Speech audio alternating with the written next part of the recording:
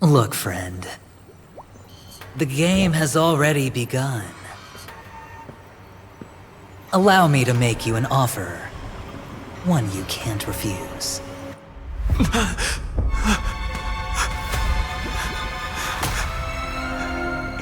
No reason to choose otherwise. And no other choices.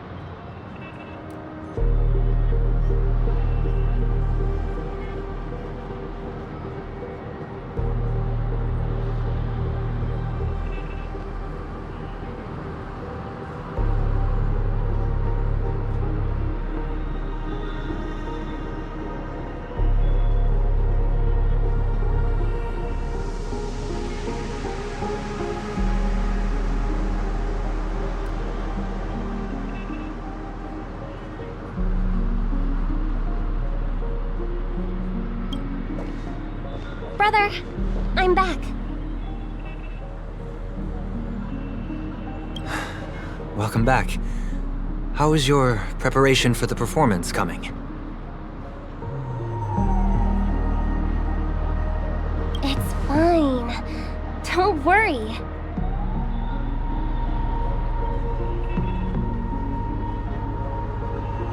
It's fine?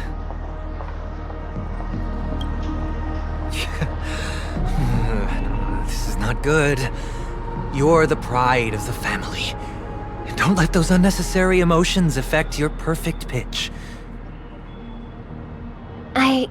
No. Brother, you seem to be in low spirit. What's happened?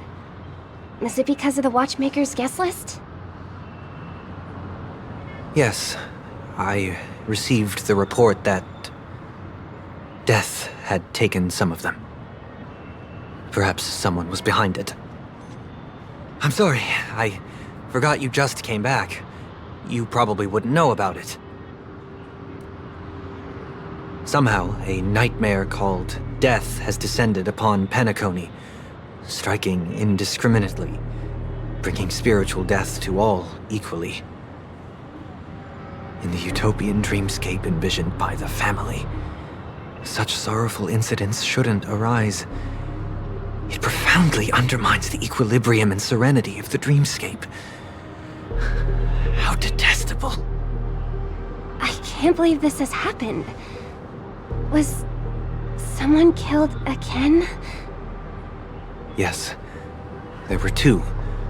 One was a stowaway, the other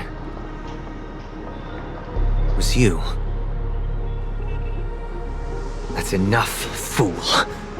Your deeds have saddened me.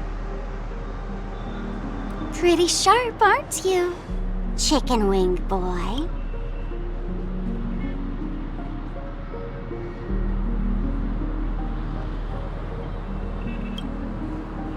The Odes of Harmony talks about honesty. The words of a fool begins with foolishness and end in treacherous arrogance.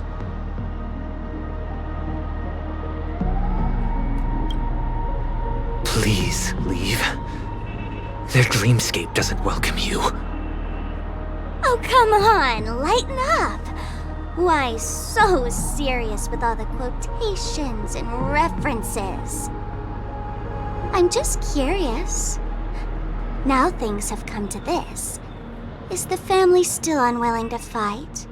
I mean, your darling sister's already a goner, right? Really? Don't tell me you're not craving a little vengeance. It's not yet time. When the fated day arrives, I shall mete out justice with unyielding righteousness. Wow, you can endure that much? Truly a heart of ice you've got there. Hey, maybe we could actually get along. How about this?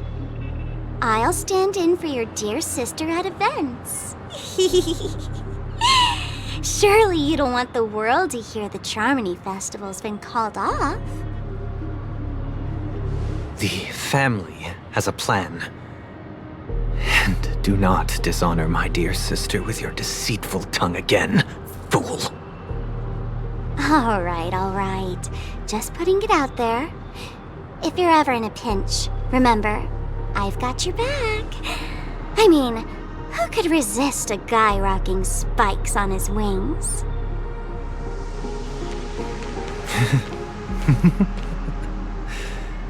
There's no need. The malefactor has been exposed under their radiant gaze, and will soon fall by their own machinations. Should the transgressor fail to turn away from this path, their sword will be honed, their bow strung, causing the malevolence the perpetrator spreads to befall them. And when that time comes, the heathen will realize they're but a mere mortal, doomed to descend into the netherworld. And I will join their vanguard to announce this good news to you personally, Watchmaker.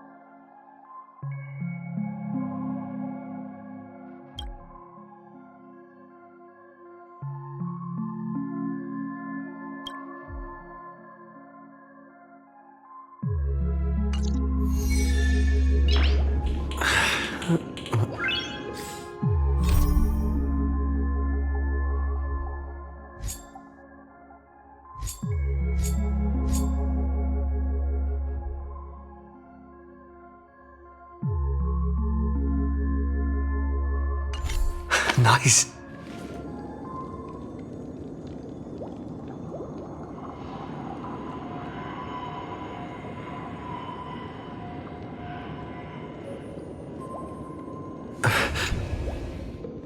Ah, friend. My expression wasn't much better than yours when I first saw this. Your eyes aren't deceiving you. It's her. The famous singer, Robin.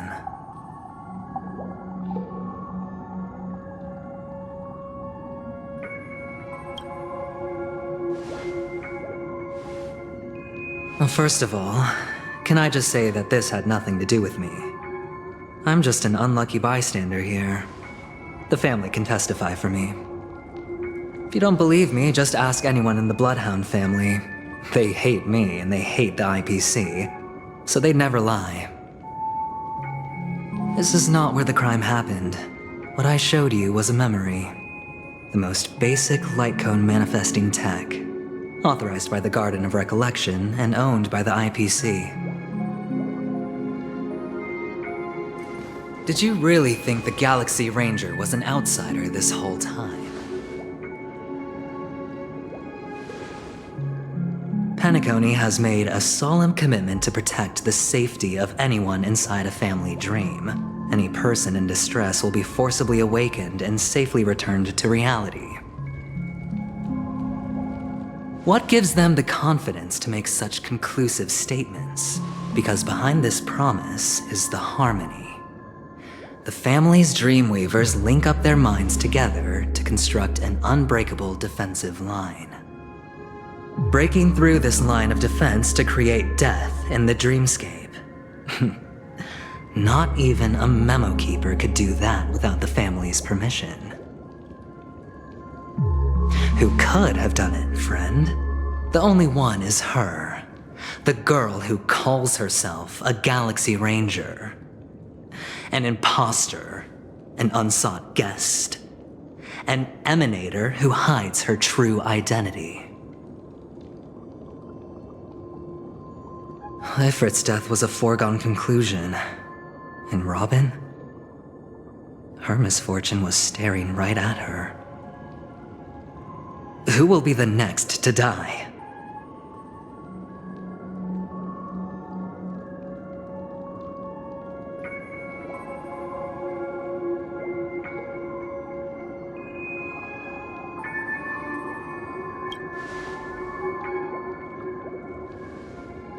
It's fine. Listen to your gut. Building trust always takes time, and I'm willing to wait. I just hope you realize that wherever that legacy is concerned, covert plans are already underway throughout Penacony. Everyone's got their own agenda. Careful you don't get stuck on the wrong side.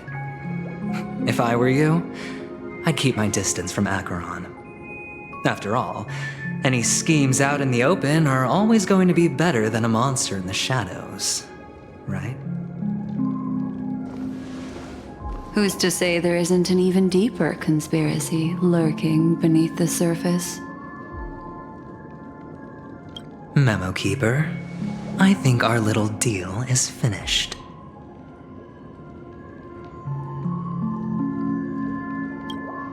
Aventurine is telling the truth. This memory is a real one, and there's no sign of any distortion grafting on.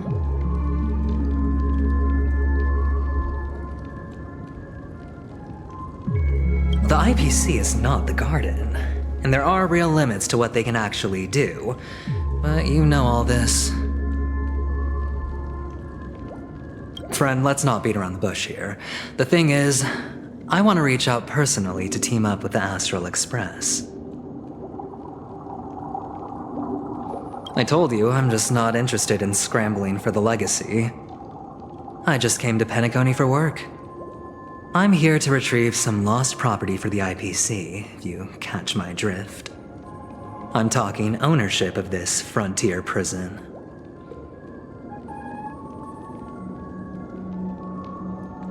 This has all become a bad debt thanks to the cancer of all worlds.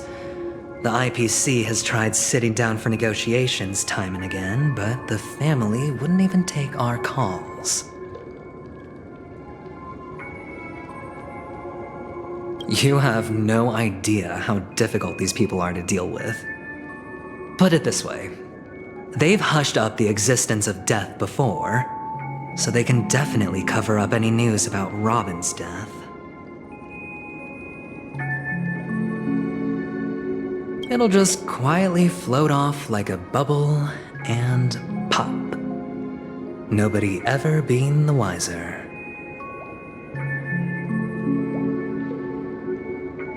That's not fair, right? So then, friend, I need your help.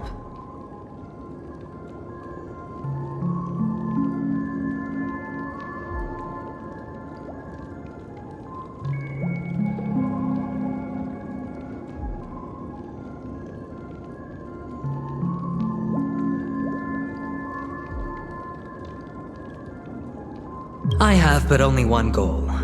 The family's front door is like a high wall, and to tear the whole thing down, I'll have to dig out a few chunks first.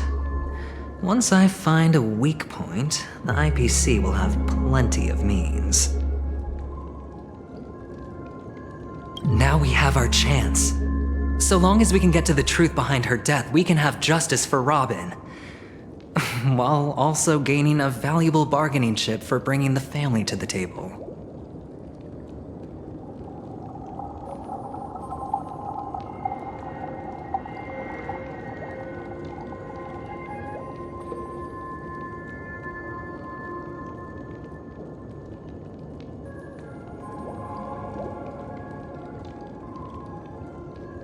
Truly a once-in-a-blue-moon opportunity.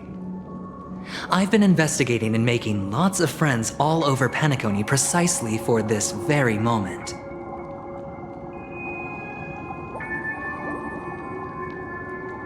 This tragic news would be extremely bad for the family, so they'll be doing everything they can to stop it leaking, especially to the IPC.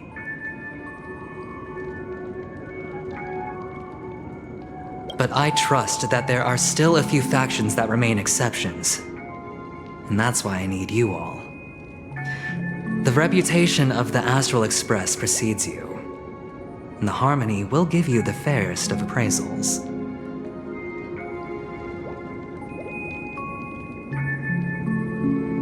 You get to find out really what happened and seek justice.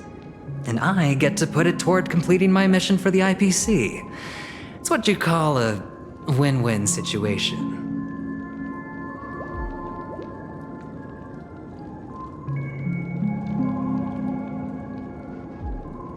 Don't worry, just head back and talk things over with your companions. That navigator is really smart. She must understand the value of this deal. Look, here's my contact details. If you come to any conclusions, call me. Oh, and take this. A thorough investigation can always use a little more funding. Don't mention it. So long, friend. I really am looking forward to uncovering the truth about death with everyone.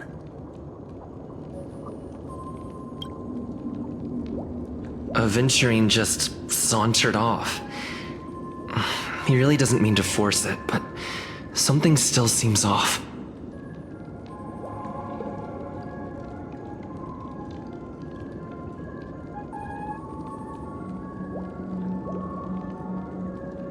What now? What are your plans?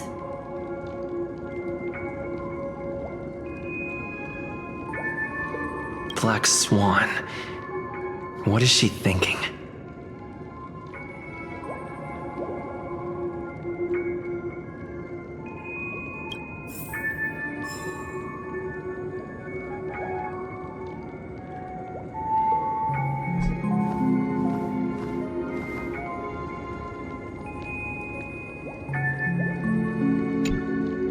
On the surface, this doesn't look like a bad deal for you. But Aventurine is a shrewd merchant whose scheme won't just be as simple as it appears to be. He doesn't know about Miss Firefly yet, but judging by your reaction, he may have noticed something going on and deliberately shifted topics to the truth of death to try and pull you in line with his way of thinking. That's quick thinking and very sound logic. Aventurine is no fool, and working with him definitely has its dangers.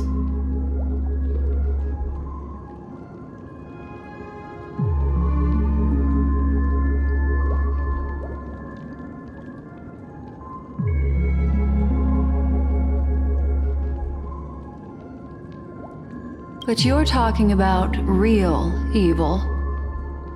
Anyway, be careful out there. There's more than one way to blaze a trail. In a dark forest beset by wolves, ensuring your own escape to safety should be your primary concern. As for the other questions,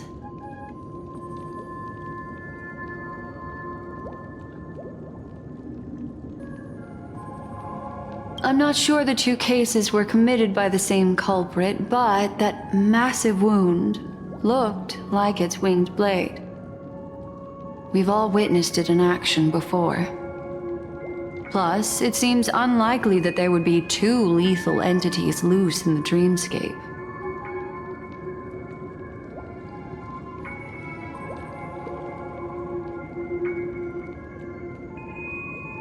Sorry, I can't answer that question. That ranger is shrouded in mystery. I'm afraid no one is capable of providing an answer.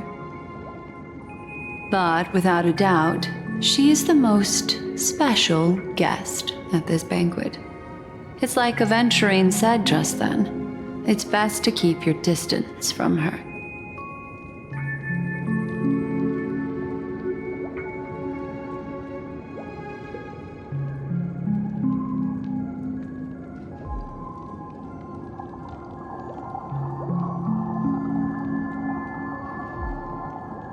Two victims appearing one after the other in a very short time span, in and of itself, that's very unusual. Two possibilities. The collapse of Penacony's dreamscape has started speeding up, making death extremely agitated and weakening the family's protections. Or everything has been planned out and executed by someone. If someone has chosen these victims deliberately, first a stowaway, then a family celebrity, then this murderer's motives are worth thoroughly chewing over.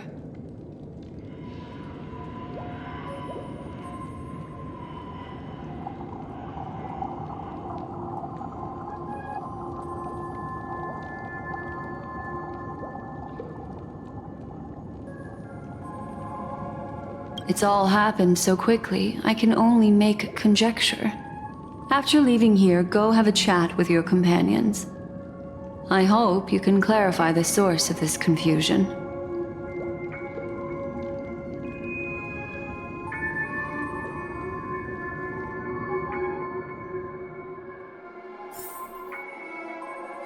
Come, this way. It's a short walk. Don't get lost.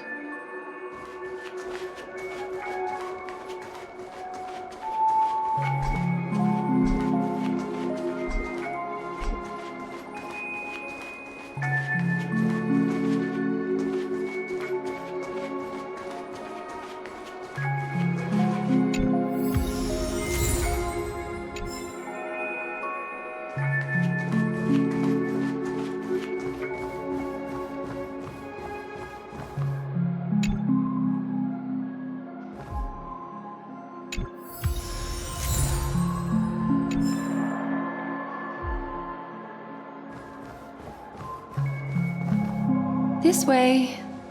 This is where we part ways. All of this is like a nightmare. Unfortunately, the remembrance doesn't lie. What we just saw is the reality that happened, and it won't fade from our minds just because we wake up. But follow your heart and don't be afraid. We all walk through this world casting shadows of different lengths, and ultimately, all we leave behind are precious memories. Hold on just a sec.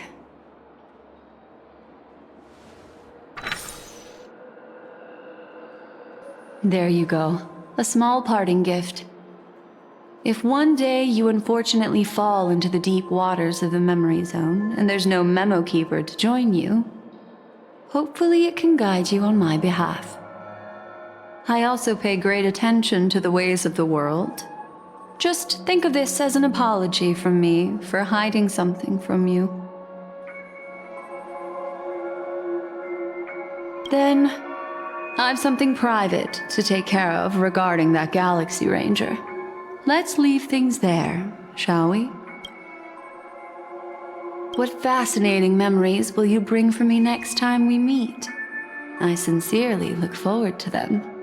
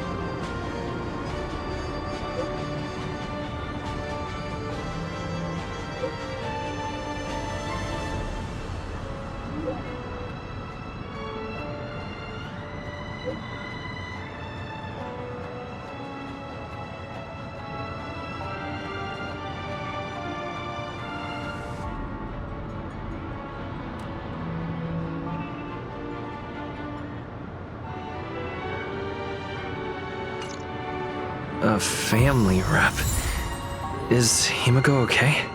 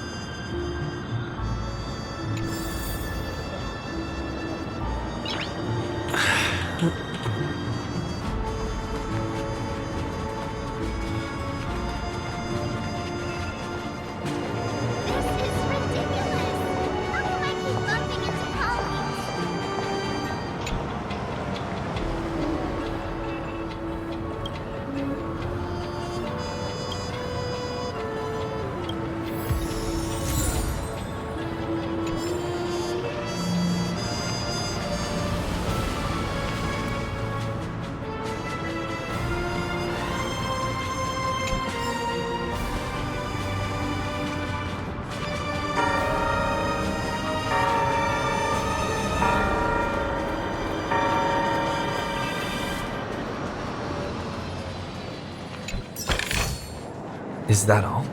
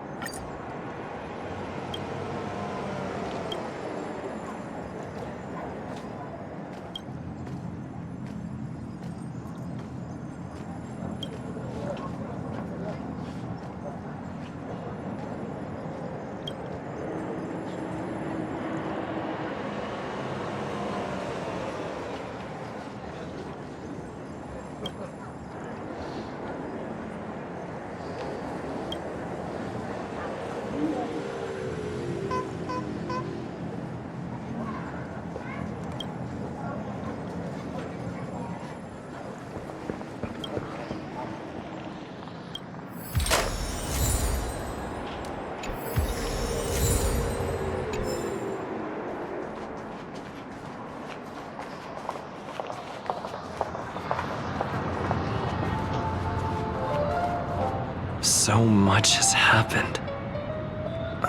I should take a moment to gather my thoughts and wait for everyone to arrive.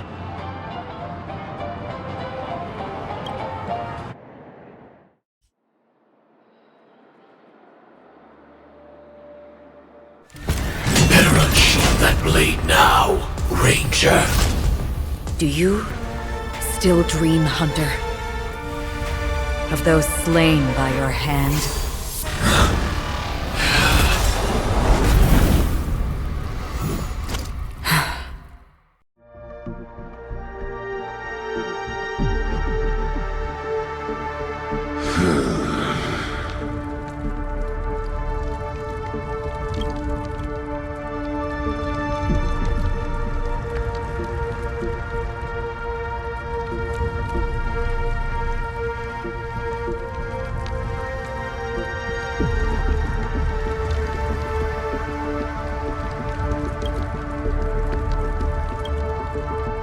appears the outcome has already been determined.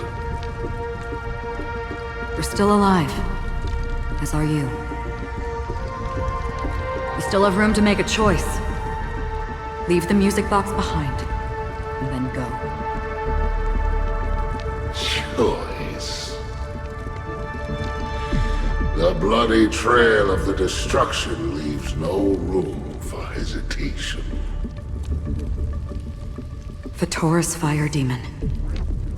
Even if you sacrifice your life for that eon, you won't get special treatment. Ranger, you tread the narrow path of the hunt. You could never understand.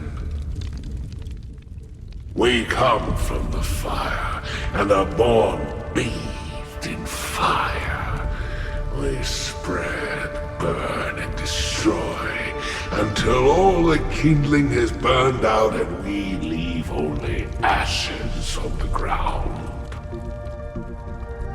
Burning forms the entire life of a fire demon, from the beginning to the end.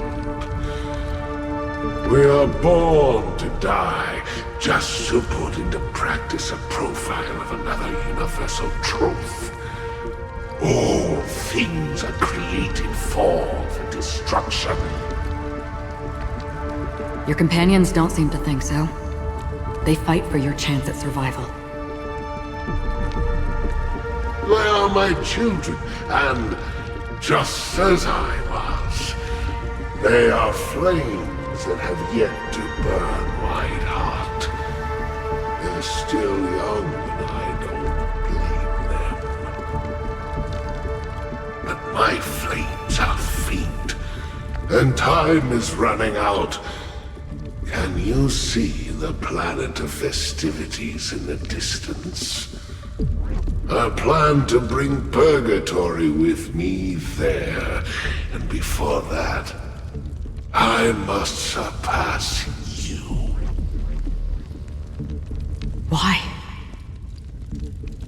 Because on the path they have forged, you have traveled farther than I have. Emanator.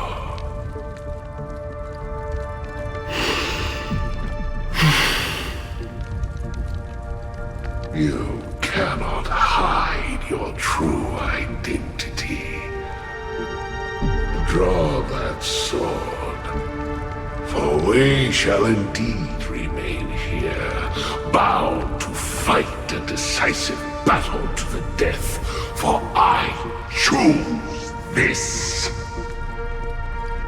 Destruction is intense, but brief. To cravenly cling to life is to endure an endlessly prolonged existence. Even if the answer turns out to be your own destruction. What is important is not the answer, but that it exists, just as you exist. Everything exists to be destroyed. Emanators are no different.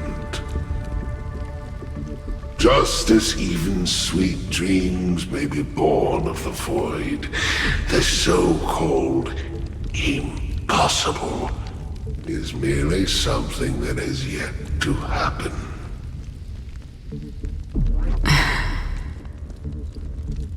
All right. I accept.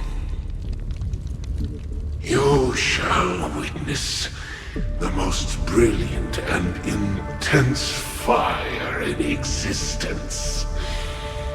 May this flame illuminate the farthest reaches of your bottomless dream. A bottomless dream. Yes, that's right. But you've made one small mistake. This blade remains in its scabbard not out of pity or scorn. It's a personal secret that I don't want to disclose, but perhaps out of reciprocity.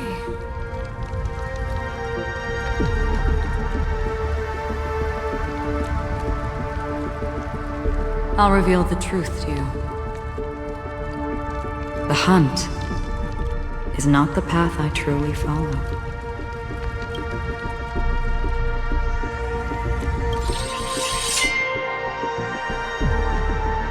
May death be the end of your boundless dream, guiding you back to the waking world.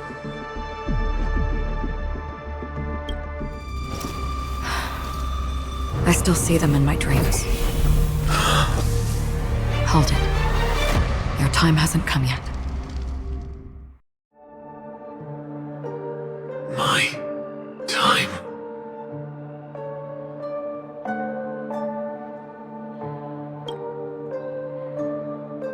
I've seen many clever disguises that can conceal appearances, but they can never cover up who a person really is. And you're no different. You had no desire to kill the Trailblazer. You only did what you did to drive me and the Memo Keeper away, but why?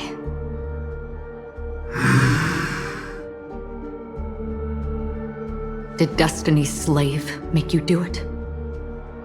You know, Elio. I thought this is just the kind of thing that'd get written into your script.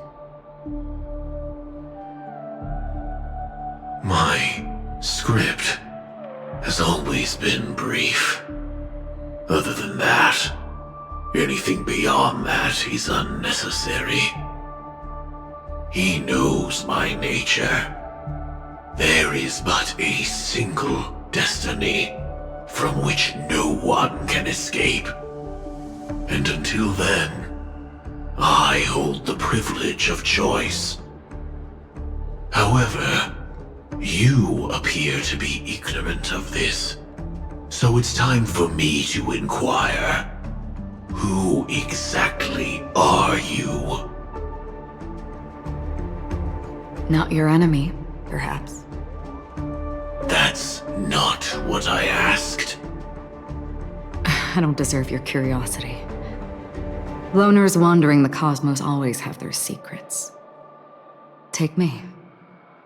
I've also been wanted by the IPC, so it's little wonder I know something about the Stellaron Hunters. That's all. Maybe I can help. What reason would you have for doing that? I tend to forget things. Which is why, rather than memories, I'm accustomed to using my emotions to capture what I normally wouldn't otherwise. So, I know who is inside that cold armor. How about it? Ready to take off that armor and sit down for a talk? It's not yet time. I don't need help, but I can give you a suggestion that would make things better for you and me.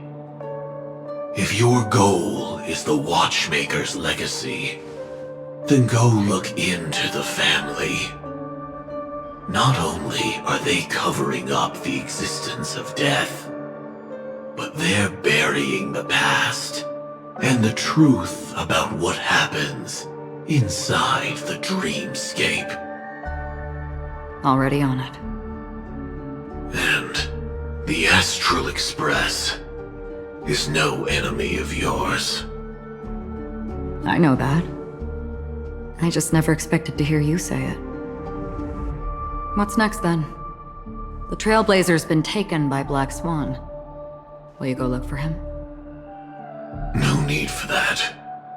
No harm in mentioning that Elio's only given me one instruction.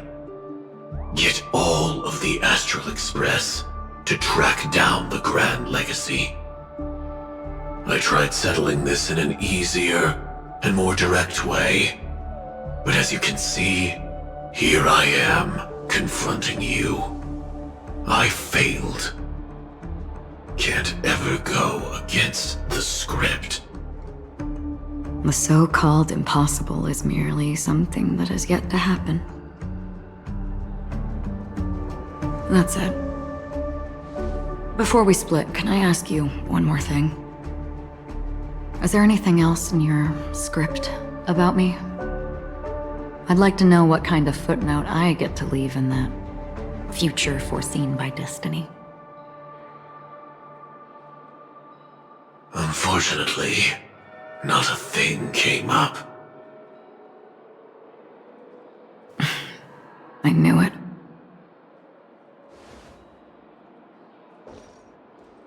Hang on. I don't. Don't. What? Your first question was, do you still have dreams about everyone who died because of you? I don't. Never have. I was born without the ability to dream. I live for this cold, harsh reality. For a little light, and to burn, to keep on burning, until I turn to ash. So, I really envy you. Is that so? Then you're already living in the waking world.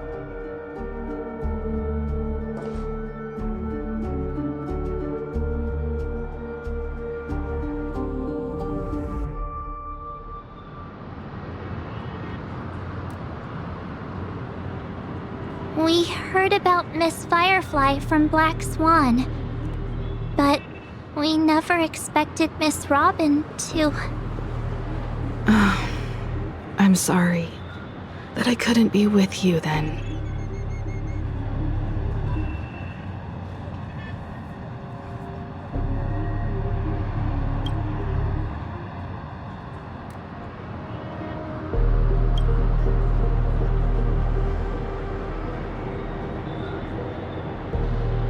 Reality cruises on in serenity, while undercurrents bubble up from the dreamscape. Just like that memo keeper said.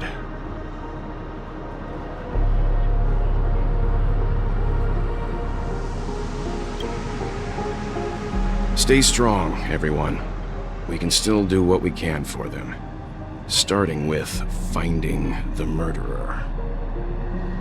Let's recap everything then. The Trailblazer just reminded me of something. March, do you remember what that family rep who negotiated with us said? Indeed, we trust that the Nameless has nothing to do with this, and we also beg each of you to help assist the family in verifying the identity of the deceased. That's how it was put, in reference to Miss Firefly. Looking back, he seemed a little evasive at the time, and he also failed to mention anything about the earlier murder, too.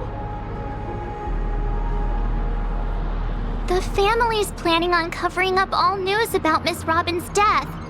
If news gets out, Penacony's going to turn into a bloodbath.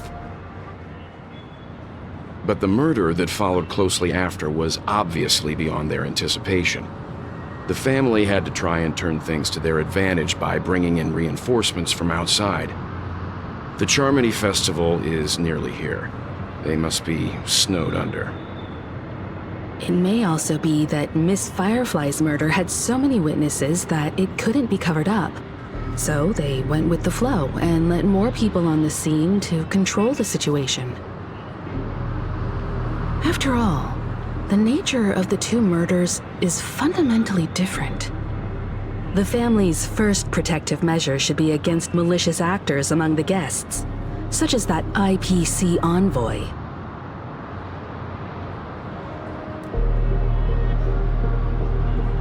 Indeed, he was particularly concerned about that Galaxy Ranger. Are we missing the forest for the trees here? I always felt that Aventurine's reasons for accusing Miss Acheron were highly subtle. Can we believe him? At this point, I'm afraid the only ones we can trust are ourselves. Look, let's try to gather intel first and then list all the possible outcomes we can. Then we go through them, eliminating contradictions one by one. The fewer facts remaining, the closer we are to the truth.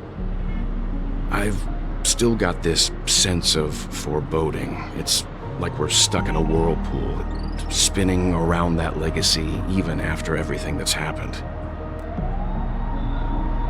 This time we're playing the role of a real detective.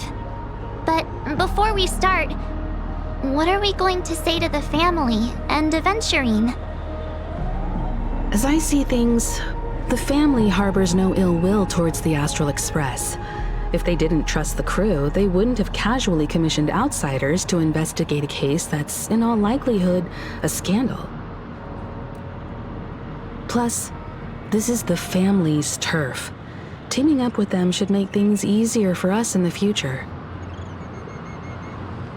As for that Aventurine, well, I'd like to hear your thoughts.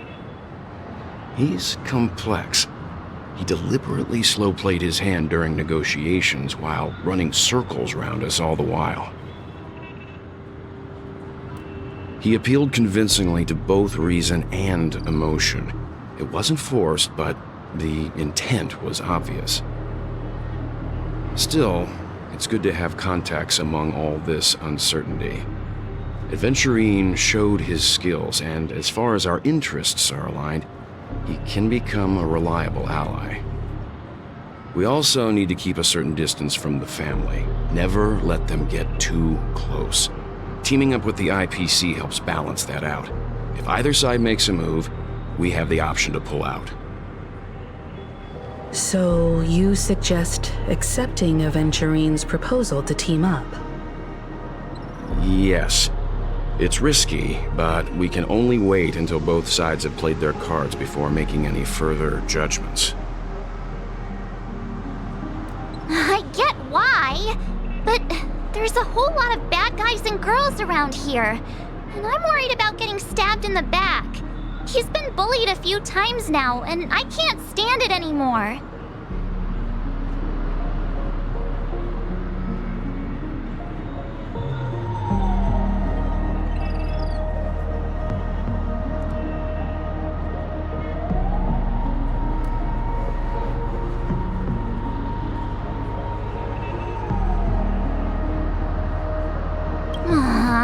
You're like a broken record. Forget about it. Just let me keep an eye on him. If that doesn't work, we can just turn the tables and use him instead. Then, could you please reply to Aventurine? Everyone, take this time to put together your thoughts.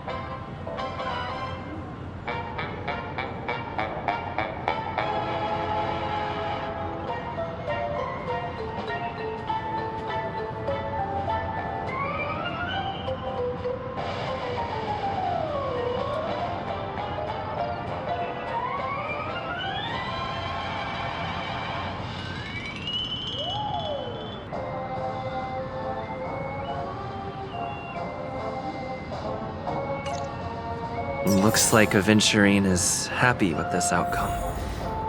Let's tell everyone about it.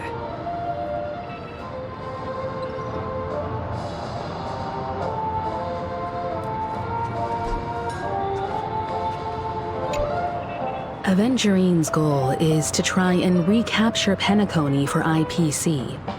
To do this, he'll have to bring down the family in its entirety to create a big enough chance. The existence of death will be covered up by the family. So how does he plan on taking them down? It's gotta be something important enough that everyone will notice. But it also can't be anything too out in the open.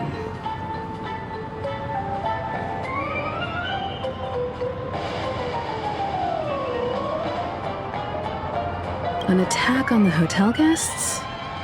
Unlikely. Penacony's guests include quite a few bigwigs known throughout the whole cosmos. People who not even the IPC would dare take lightly. Aventurine is a shrewd merchant, and there's no way he doesn't know that. He's definitely going for the family, and it's just a matter of how. The harmony is strong in Penacony, and almost impossible to take on head-to-head. The fact that the IPC dispatched Aventurine shows that they do not intend to simply play by the book here.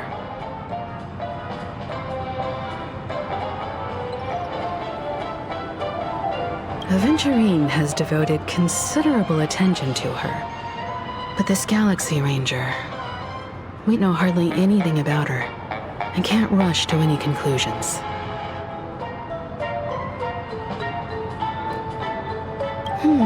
I was also considering this possibility, especially because he respects you so much and has sought you out before a few times. Perhaps he's also unsure of your intentions and is probing you. I'm just speculating. In any case, we have to be careful when handling Aventurine. He's skilled at reading people and discerning the right moment to strike. Also, he's clearly a born gambler if he's willing to go all in to win.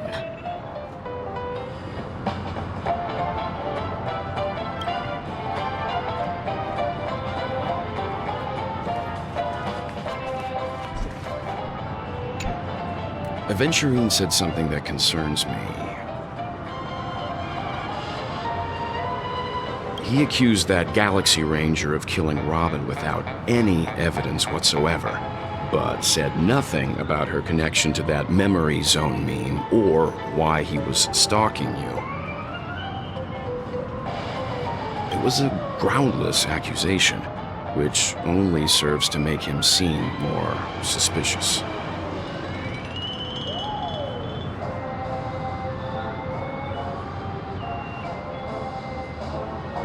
Maybe Aventurine's goal was never to gain our trust. Maybe he wanted to foster a feeling of enmity towards Acheron and make the situation more volatile.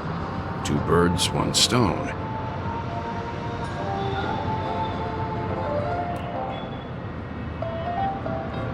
However, I asked Don Hung back on the Express to confirm that story about the Annihilation Gang and the lost messages. It wasn't something that Aventurine made up out of thin air.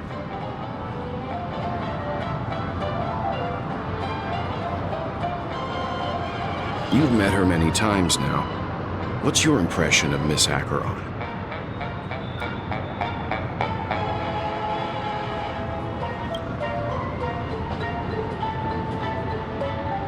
That fits the stereotype of a Galaxy Ranger to a T.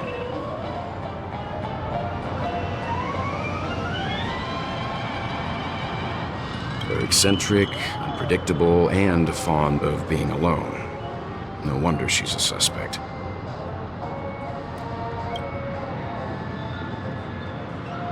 I really love hockey.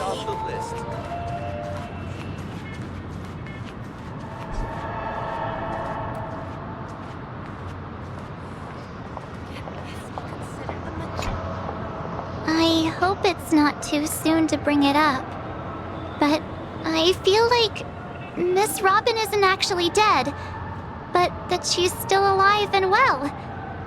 Somewhere. That everything's just some horrible prank.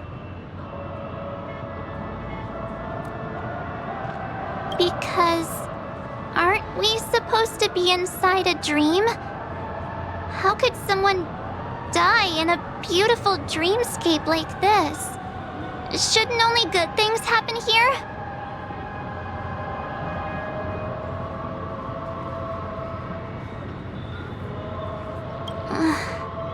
Whenever I see the Grand Theater, I just can't stop all these thoughts from flooding my head.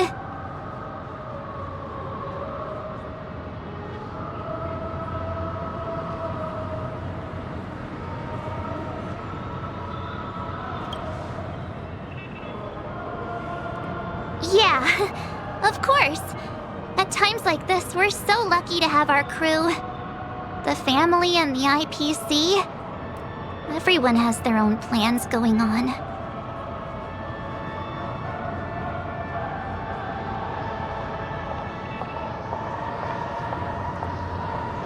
Everyone's still having a great time out there on the streets.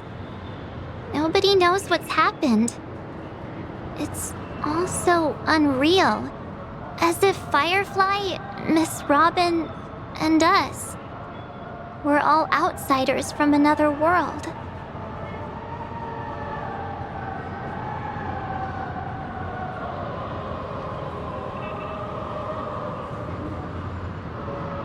Aw, what a mess. I really want a nice cool drink of soda to help me calm down.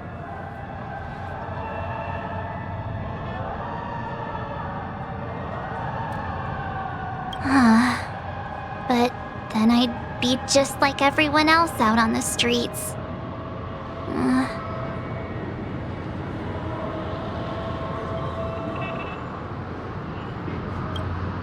Looks like Aventurine doesn't need anything else. Let's turn our attention to the family's assignment for now. Himiko, what do you think? Among our current clues, the two murders that he witnessed are the most directly connected. I suggest starting here.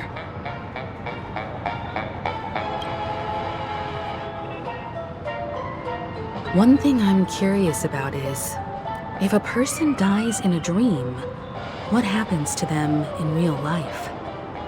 Seeing as we're at the family's behest, why not pop back out to reality and verify Miss Firefly's situation back at the hotel? Perhaps we could also make a few inquiries about Miss Robin while we're out there. How about we split off into two groups? There are still some things worth focusing on inside the dreamscape. I'll investigate those, and we can link up again later. Worth focusing on? Oh. No problem. I'll leave it to you then. Huh? Aw, I thought I'd finally get to see Himiko and Mr. Yang go out on a mission together. Oh well. Take care then, Mr. Yang. I will. Keep in touch.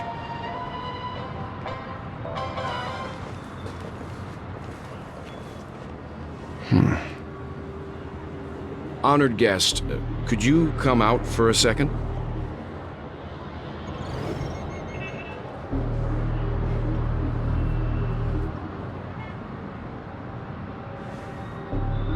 I'd be embarrassed too, getting stared at like that. Forgive me. My name is Welt Yang. I'm one of the crew members on the Astral Express. I believe you've met my colleagues. Welt. Is there something about my name? First, don't you want to know my name? I already do, Miss Acheron. You're a prominent figure in Penacony. What are they saying about me? Some claim that you're the real culprit behind these murders, that the Annihilation Gang's tragic fate at the banquet was a result of your blade, and that you're now attempting to unleash another bloodbath on Penacony. The Annihilation Gang. Ifrit of Everflame Mansion. tragic fate. That Duke turned his dying body to flames and sacrificed his life as a martyr. He was a determined and heroic pathstrider. Not even a villain should be disparaged like this. And what's more, there were plenty of suspects invited. Do they really think that a blade is more dangerous than that black hole you're wielding? Keen intuition. Not even the family managed to point out the truth behind this cane. So you must surely know, Miss Acheron, that peering into a black hole is not a wise move. As a potential threat, your knowledge of us has reached uncomfortable depths. Reveal your true identity and intentions. Otherwise, brace yourself for gravitational disintegration. That shouldn't be necessary. But if it makes the Nameless feel less defensive, I'll be happy to abide. Believe it or not, Galaxy Ranger, Acheron. Those are the names I go by to this very day. My trip to Penacony is solely to fulfill an old, final request. I'm here for the Watchmaker's legacy. And that's it. I think I've been honest enough. Still unwilling to reveal your true identity? It's not that I don't want to. It's just that I can't. I've come so far, and I can't sum up all of that in just a few words.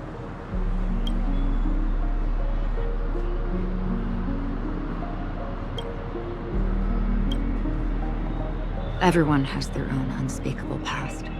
Secrets that they don't want to be revealed.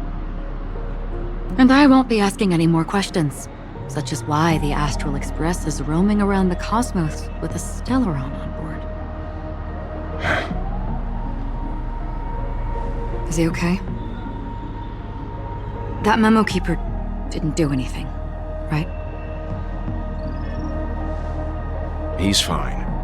Let's stick with the topic. Gaining my trust all depends on how much you're willing to reveal. I've run around many different Penacony dreamscapes just to try and find that legacy. And during this period, I came into contact with quite a few guests. In the process, I gradually came to realize the secret of Penacony may be closely related to the Trailblaze. That's why I've come to ask for your help. I don't have enough proof yet, but I'd like to speculate something. The source of all tragedy lies within the family. If you could trust me, we could find the proof to support this claim together. Mr. Yang, I think you've come to the same conclusion, haven't you? Let's leave it at that. For now, I'll choose to believe that you bear no hostility. Share your findings with me and me alone. I don't want vague conjecture to interfere with other people's judgments before we find solid proof.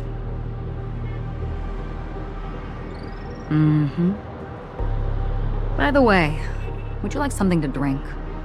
Before we go, how about 2 cups of Wake the Heck Up? No, 4 cups.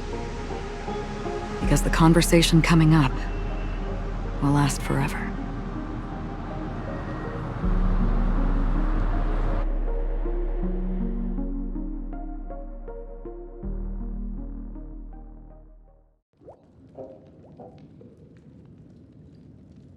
I've been watching her closely for a while now, and the first invitation was in the banquet hall of the hotel.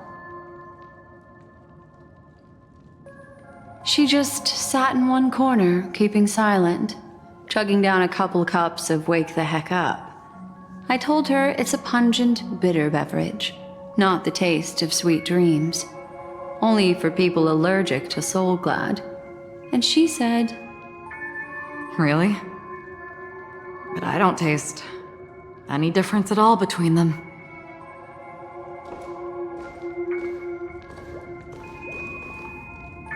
The guest rooms are charmingly minimalist. An aesthetic you share, Miss Acheron.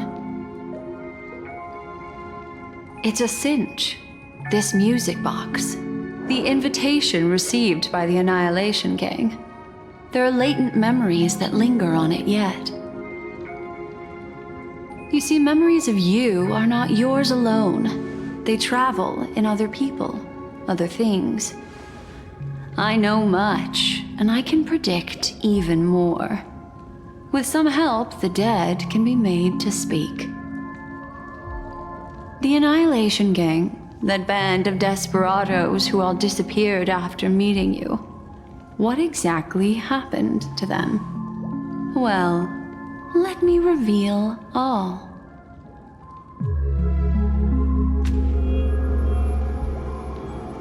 Gradation 12. Dreamscape 12. Father, I dedicate this to you. Well done, Dubra. Wherever they go, shall be met by annihilation. There it is. It's hazy, but it's Ifrit's voice. The other one is probably his progeny. This is the residual memory from when the invitation was first delivered. They were abruptly interrupted. Then, what happened next is...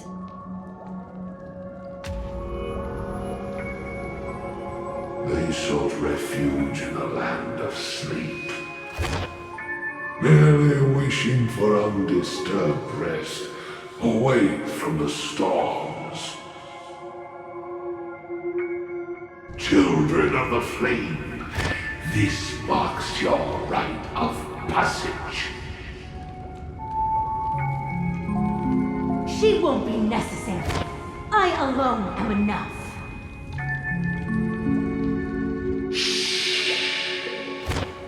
When have those on the path of destruction feared death?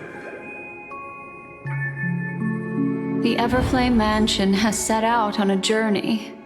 Those poor people, they have no idea what lies in wait ahead of them.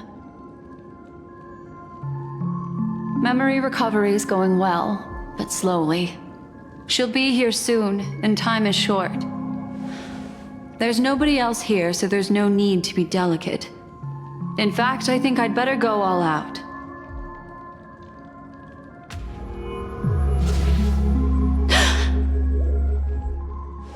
What happened?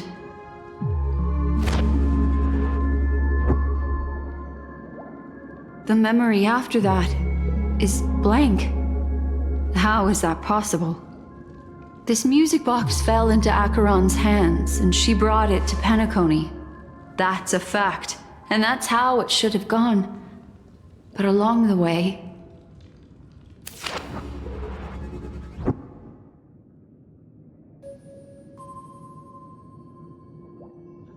It's like it's been erased. Who's done this?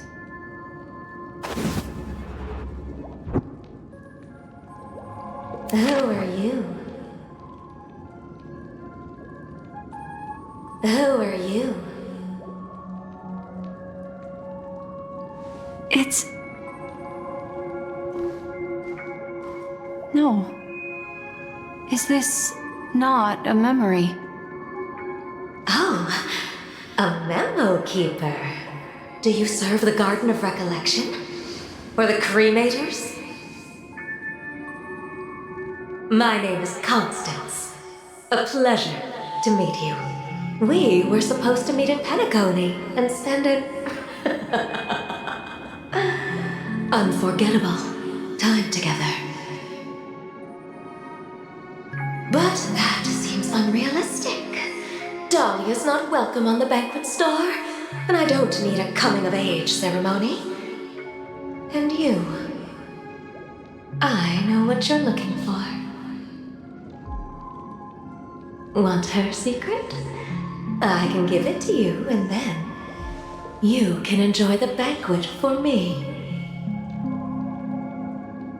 I wish you unforgettable memories.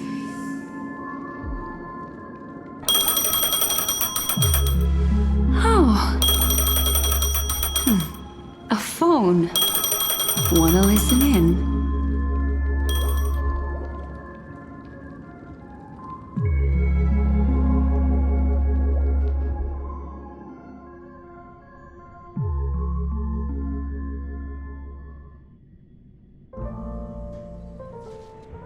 A few days ago, the IPC made an announcement.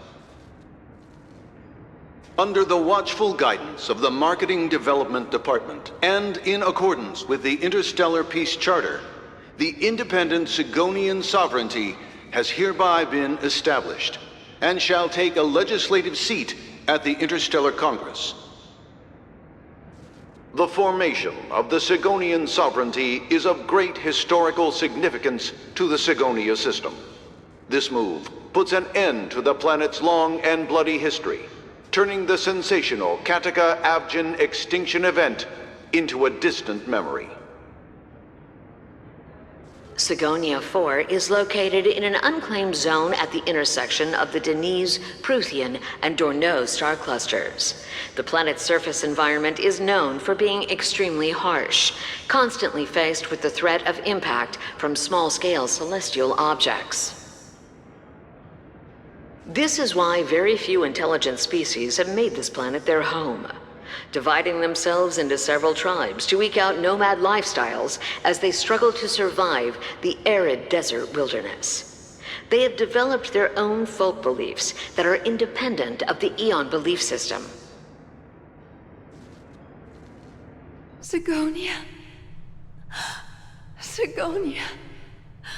Ravenous eye of the storm, spurned by all the gods. Land of rock, but not water.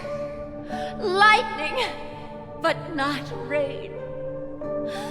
Blood, but not tears. You beat us with your falling stars. You lash us with wind and storm. You chew us up with the cracked earth.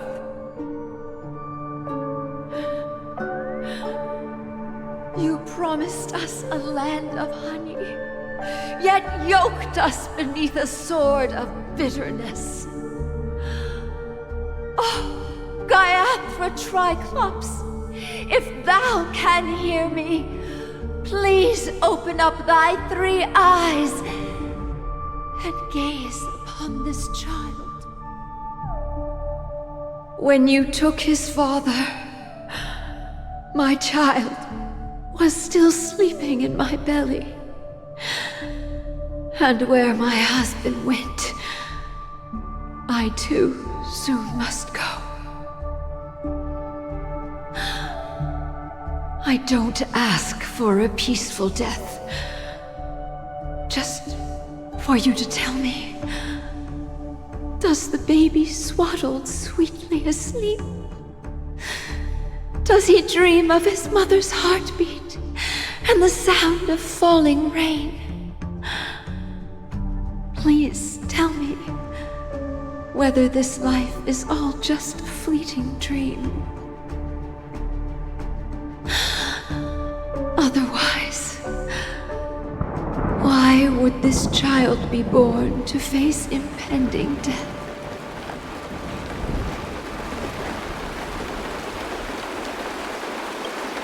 Mommy!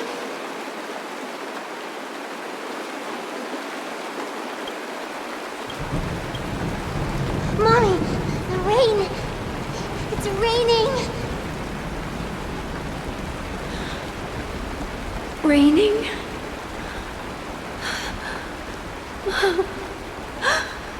Raining! It is raining! It's true! Those Outworlders weren't lying to us. They really did summon the rain. Mommy, we can leave here. We can go back home.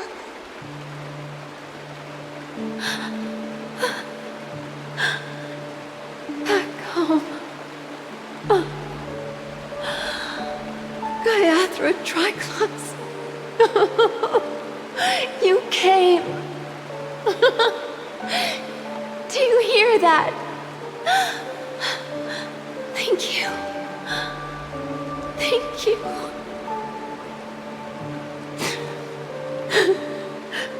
Darling, listen. This is the sound of rain. On the day you were born, the sky also sent down a gift like this from Gayatra.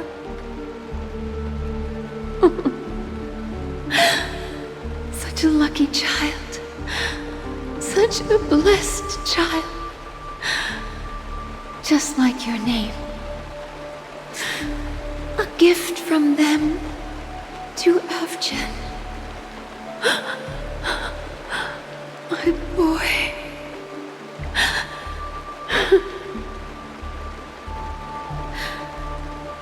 May the goddess Gayatra close her eyes 3 times. Keep your blood eternally pulsing. Let your journey be forever peaceful. And your schemes forever concealed.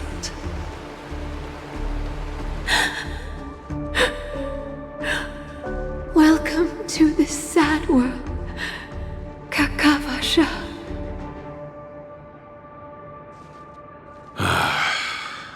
Time to wake up, gambler. Oh heavens. I must have drunk too much Soul Glad. Didn't expect you to be back so soon. How is it? Find anything? Just as you guessed. Nobody outside knows about Robin's death. There aren't even baseless conspiracy theories. They're still streaming the rehearsal for her ceremony, using a stand-in, I guess. They must be dreaming. Of course.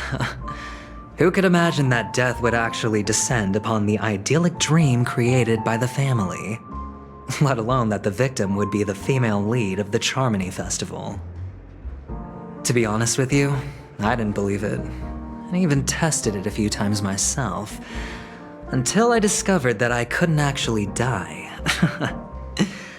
Whenever there's any danger, I'm forced awake by the dream pool, and it's all as if everything were just a nightmare. That's why I'm convinced that there are a few big secrets lurking behind the scenes. Then you must have heard about the Memory Zone meme. When I graciously deigned to establish connections with the Oak family on your behalf, they were quite in a pitiful state of disarray. Besides Robin, there was another body. I don't know the exact details, just that it was a stowaway. 2 murder cases? I told you something seemed off about the Nameless. He must have come across the other one. This murderer is a psycho. And I have to say, the case does represent an opportunity. We can leverage the family's malfeasance and let the IPC use this as a reason to intervene. It's just that their trickery runs deeper than I thought. Robin's stand-in was all ready to go. These 2 murders are definitely getting hushed up. What should we do? Let me think. It's too rare an opportunity to miss out on, so I gotta be careful. Incredible, gambler. Have you already exhausted your limited repertoire of tricks so soon? There are plenty of chips, but it'd be best to choose carefully. The most straightforward has to be Robin. Remember? That masked fool once told me to find a mute as a friend. Robin is what she calls the mute. She has lost her voice, and while most people can't pick up on it, you and I cannot mistake that sound. Not produced by any voice box, but rather by the resonance of the harmony. If that girl hadn't gone hoarse from singing practice, there'd only be one possibility. Something was up with the family. Or Robin herself. To get to the bottom of this, I tried every way I could to meet her. But she died. Right before my very eyes. A complete and utter loss. Incidentally, it seems to have resulted in your rather undignified arrival on the interrogation stand. There were eyewitnesses at the scene, and the family, in their graciousness, has tentatively accepted your alibi. However, for the foreseeable future, you shall, regrettably, find yourself under the vigilant watch of the hounds. Well, things aren't looking too optimistic, Doctor. I'm starting to break out in a cold sweat. Do you reckon there's still any chance of a comeback, given how things are? A probability? Yes, it exists, but it verges on the infinitesimal. To phrase it in a manner more befitting the vernacular of Penacony, you're dreaming. But if you simply can't control yourself and want to try your hand, then there just so happens to be a suitable candidate. That man wants to see you again. Who? Sunday. Is this a public hearing or a private trial? If it were the former, it would hardly befit my stature to stoop to the role of a mere messenger. Fine. Oh, that's great. It's all great. You see, the dead can't talk, but the living can. Ratio, I'm convinced now that there must be something wrong inside the family. Oh, just you wait and see. That man's sister has died. He can't sit on his hands. Well, without any further ado, let's set off. Lead the way. The show is about to begin.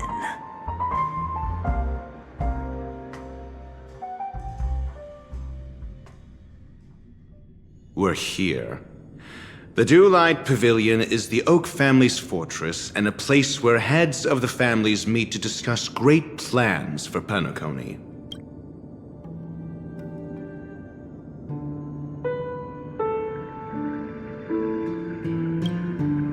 Fortress? I like this metaphor.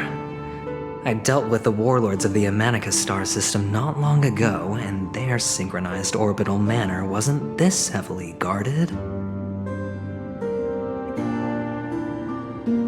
This mansion nominally belongs to Sunday, and is very befitting of its owner. Without his express invitation, the likes of ordinary guests would never grace these grounds in their lifetimes. Look around while you still have this moment of freedom.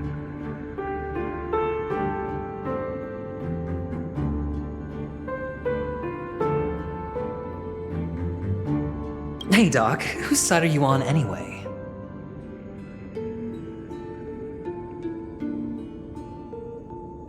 Who's to say I won't sell you out?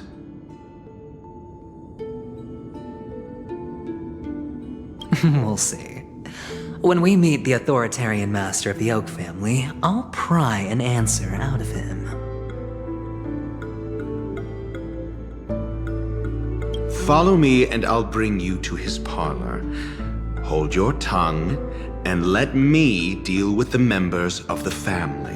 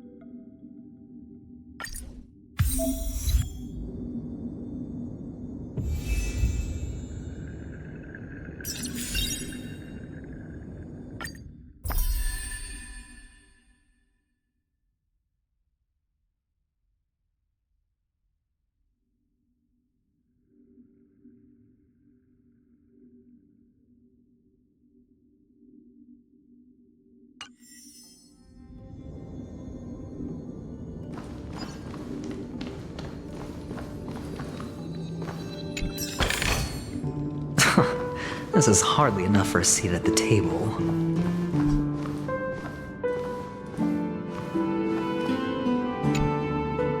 Hey, you two! That's a place of business. No entry. I was requested by Mr. Sunday to bring him the suspect. My name is Ratio. He should have mentioned it to you. Oh, I remember you. Veritas Ratio. Your punch virtual particle clock is impressive. Excuse me?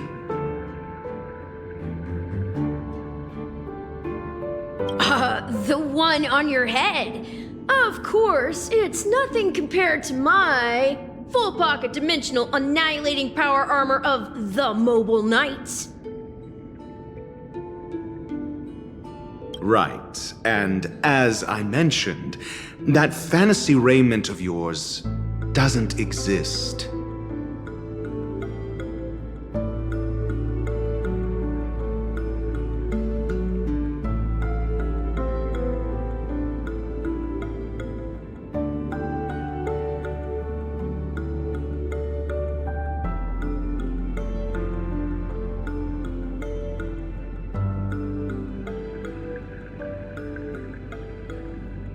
That's because you can't see it. Like I say, only family can see the glory of the Mobile Knights. Enough. Get going. Don't keep Mr. Sunday waiting.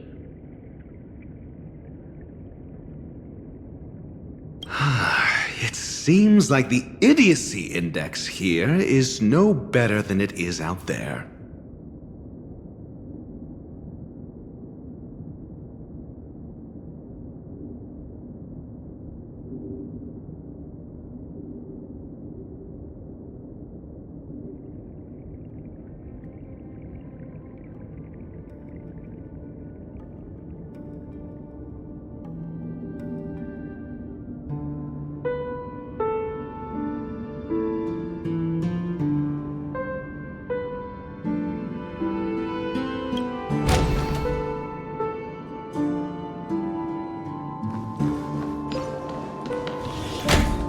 Dead end?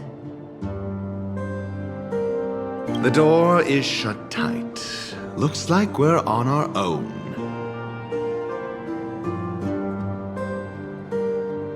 I mean, there isn't a door. How did you get in before? For security reasons, the family built the administrative site deep in the dreamscape, with the mechanisms hidden in these nightingale statues. The direction of the statues can be controlled.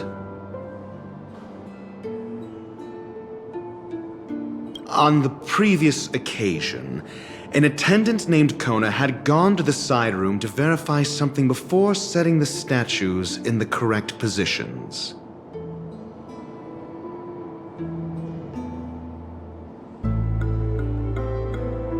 Maybe we should do the same.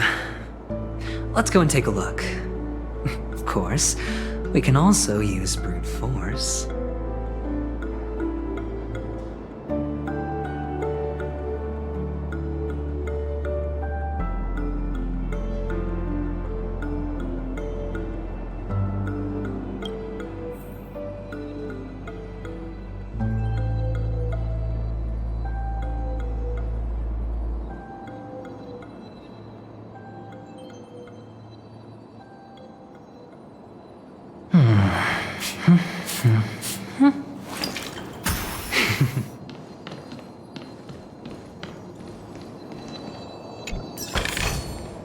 A reward with no risk? I'll take it.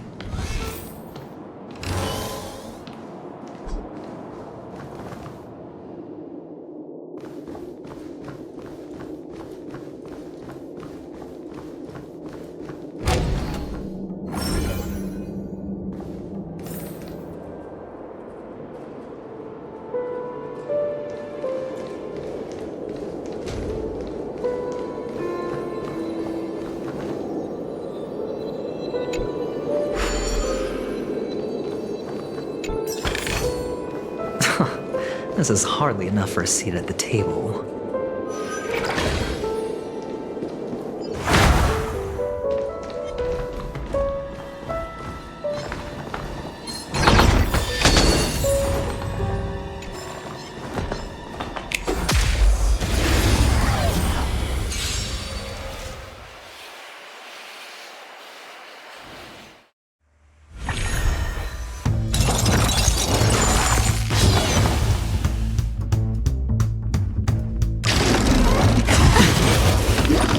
Better hedge your bets. Don't ask, just spend. Evildoer.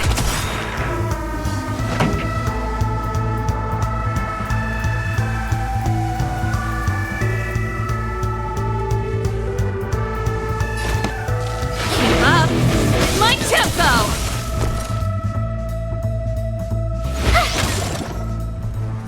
Gotta try hard sometimes.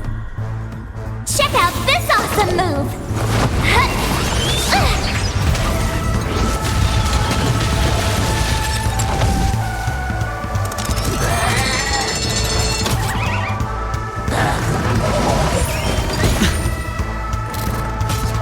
Try that again!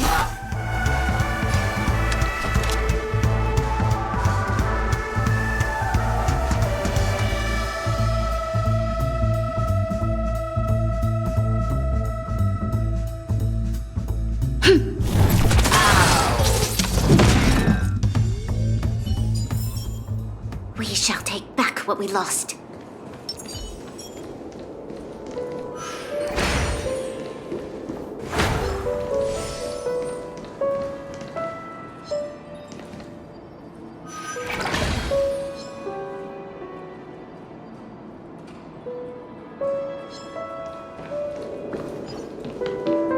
Six nightingales facing in different directions.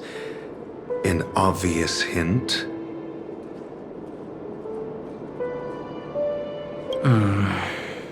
But are these nightingales? They are. What's wrong?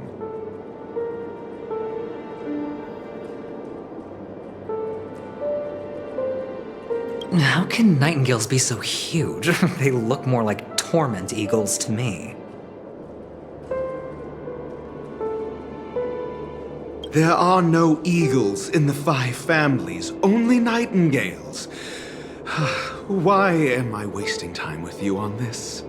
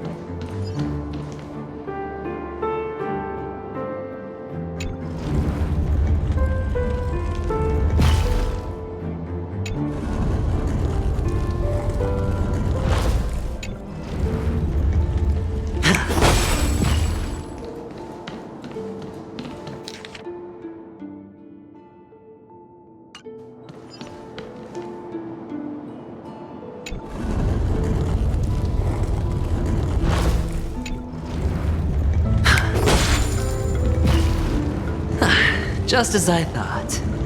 Here's the correct answer. A truly miraculous discovery. Perhaps I should offer you the chance to join the Genius Society. Really? Well, I thought you'd given up on that already.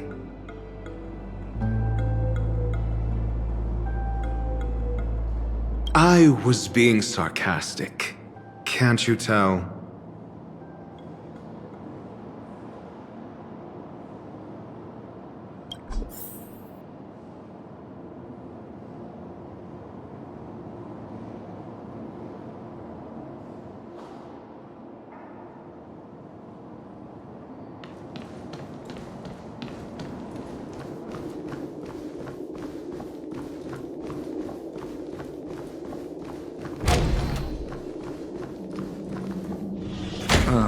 Impressive. So much for Mr. Sunday's reserved, virtuous image.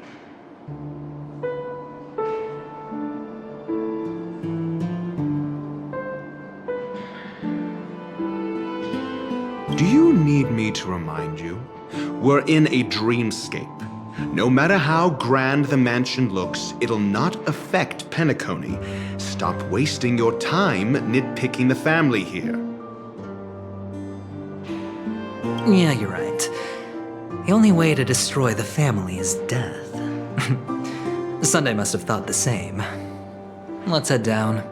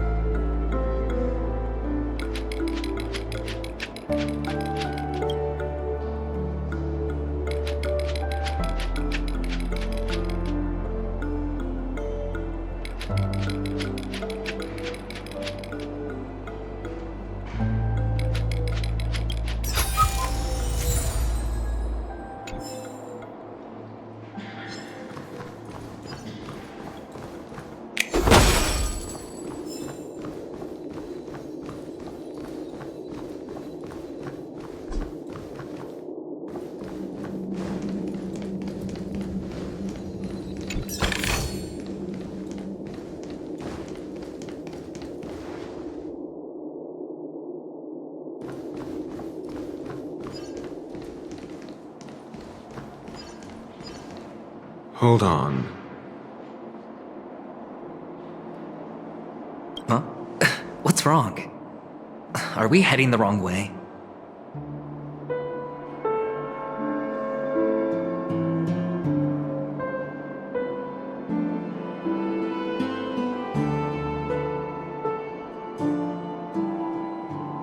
No, but this door is locked.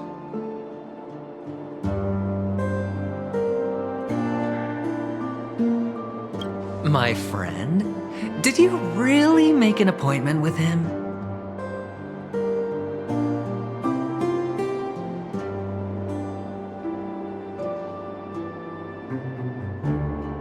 It's a trial.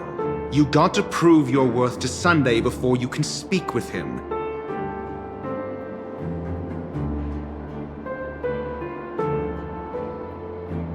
If I'm not wrong, we need to find a way to open this door in the hall, or this place will be our prison.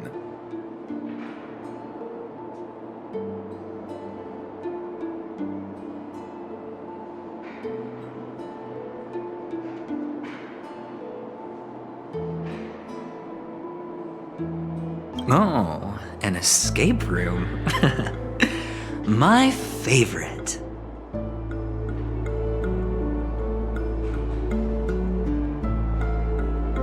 Get serious. I've no time for games. Let's head back. The hint is probably in that prominent sandpit. Wow. That's an enormous sandpit. I'd love to build a tall building for myself, once I have enough savings.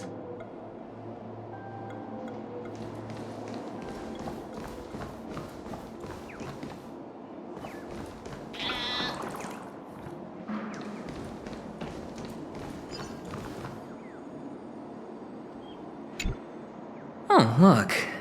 There's a noticeable gap in the model. I believe you're right. There wasn't a gap before.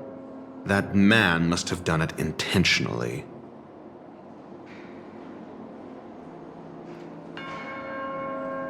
Well, with your brilliant mind, you shouldn't have any trouble recalling what was here last time. Right, Doctor?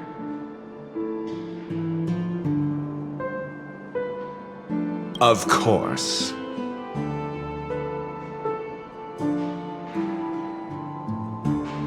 Let's look around. When I see it, I will know it. Fine. Fine. Why do I feel that we're pursuing a degree in burglary now?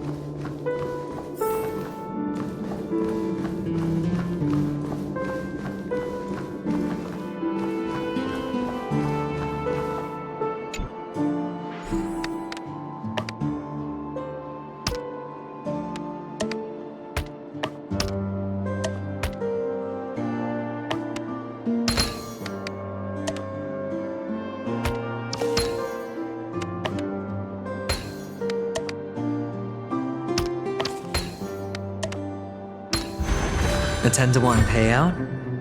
Music to my ears.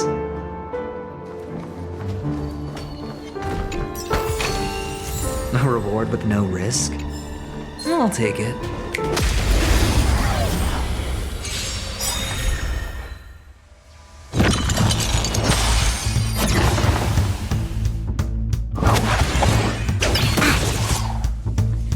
Better hedge your bets.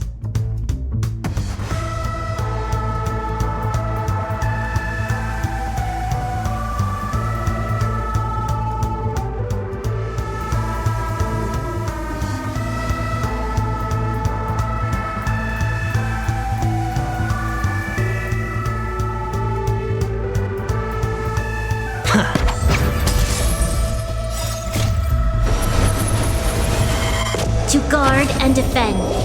Crush them! Bust. Or maybe I'll take it all. Watch your head. Fight it or rock with it. My music. Conquer us all!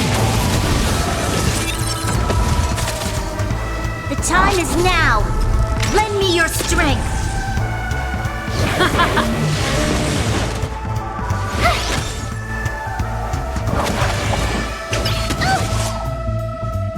Going all in.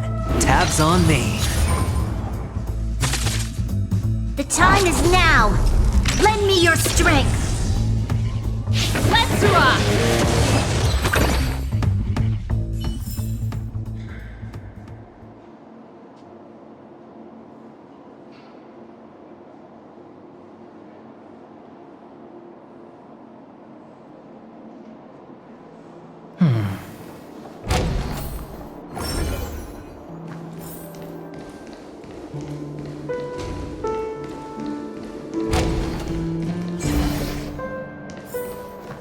Found it. This is it.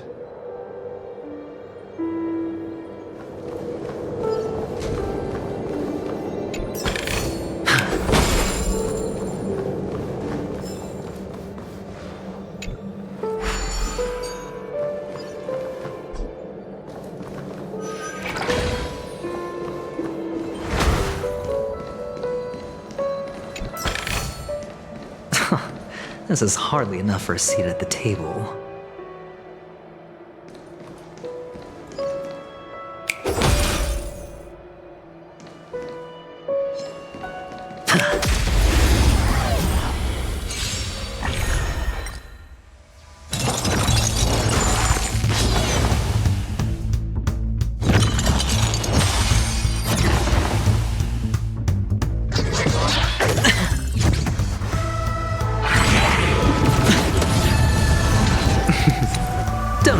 Just spend.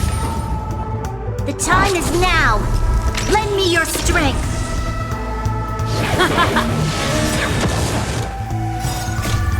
Fight it or rock with it. My music. Conquer us all!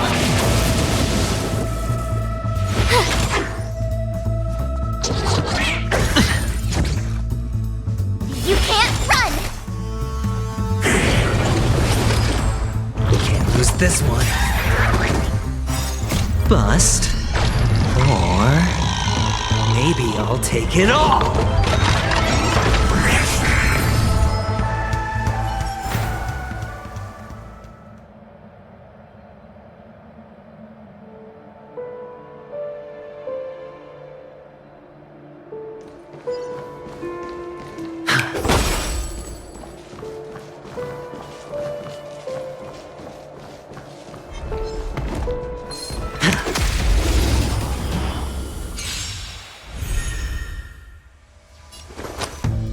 Going all in. Tabs on me. The time is now! Lend me your strength! To guard and defend. Crush them! Keep up with my tempo! Watch this! Check out this awesome move!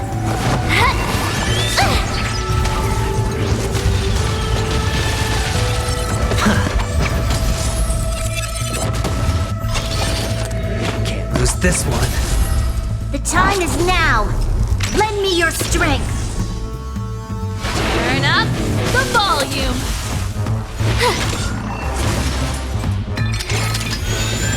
That's it. Try that again.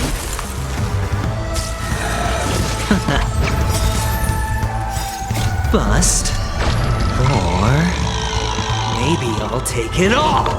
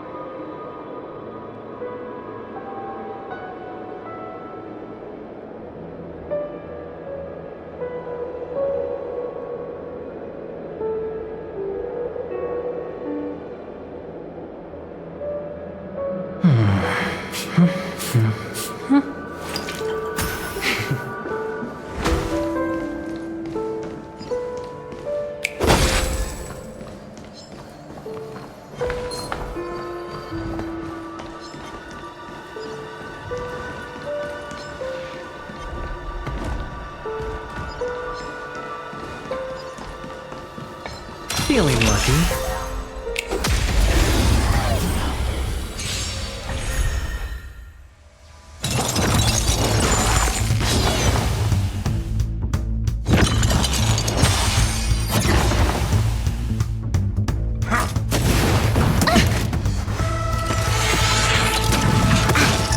All right, I'll call your bet.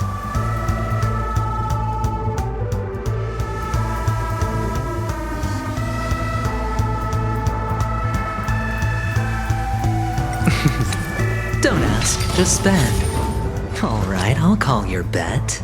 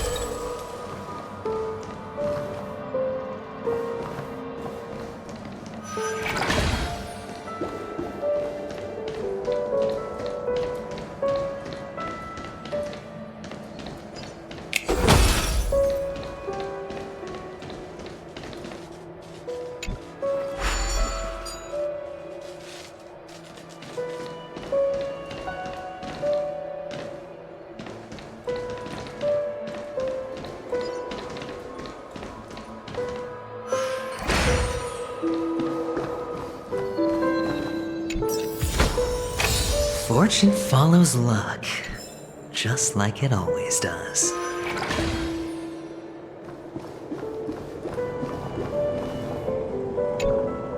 Huh. And the nameplate reads Gulliver's Arch. Well, I'm amazed you can remember something this tiny. You know, this reminds me of a tunnel I once saw that could shrink people who passed through it.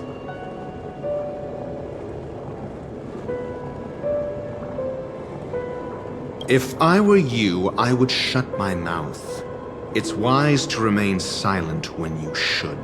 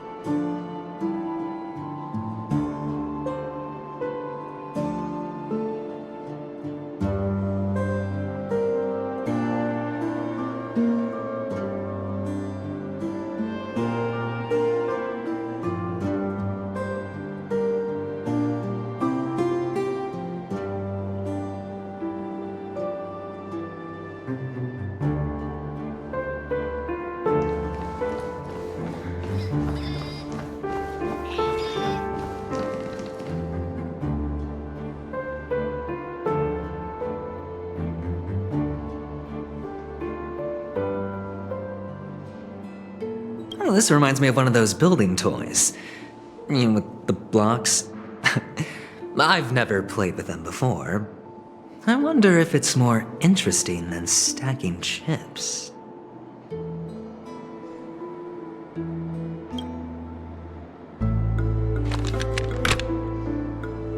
Oh, look. The gap is closed. And it fits perfectly. So, what's next?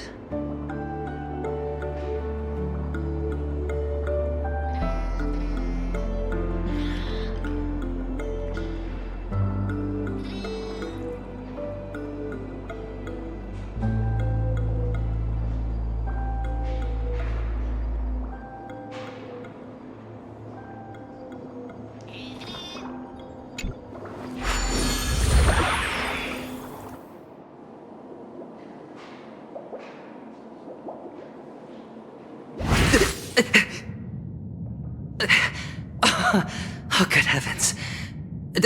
Did I drink? Am I still in a dream? Indeed. Oh, Doctor, you're huge.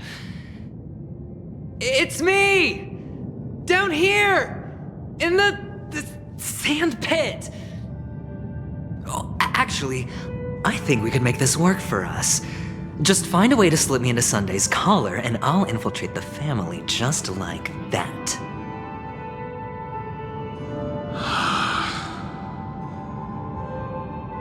Oh, fine. I was just kidding. Let's find a way to open the door.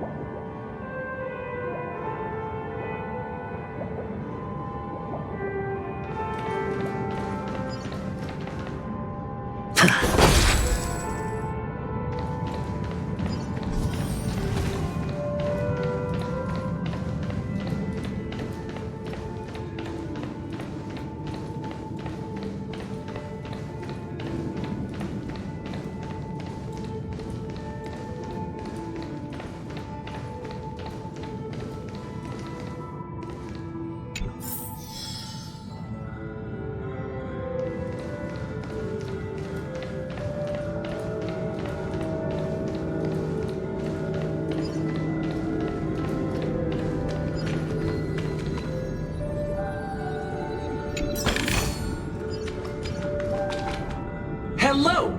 Welcome to the Golden Hour base model. I am an Oak Soldier. I will be here to guide you through the tour of the base model. Happy to be of service.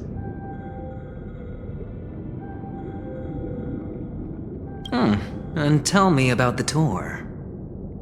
Hello! Welcome to the Golden Hour base model. I am an Oak Soldier. I will be here to guide you through the tour of the base model.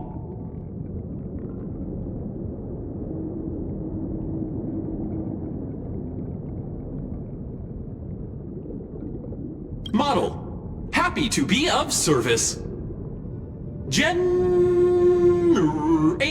guide. Please wait patient.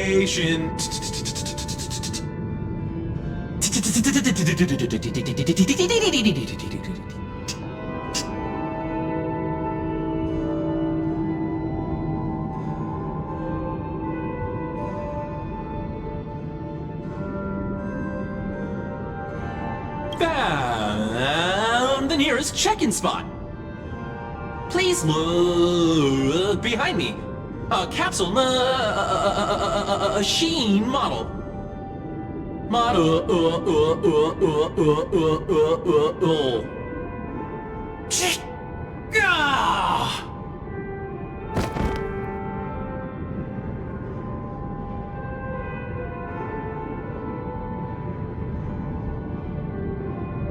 What's up with that? Now the family's toys are trying to frame me? I didn't do a thing to it, Doc. You've got to be my witness. I saw nothing.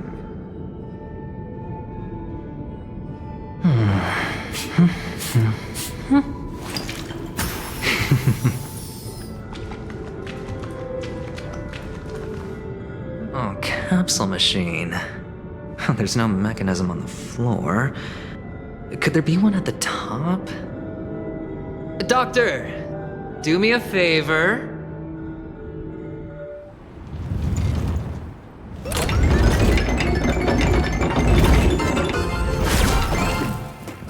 So, I was right. These models have interiors that look exactly like the real buildings. The only difference is that no one lives in them. Funny that Sunday puts a miniature that makes him seem like a giant by comparison right where he can see it first thing in the morning. Insecure much?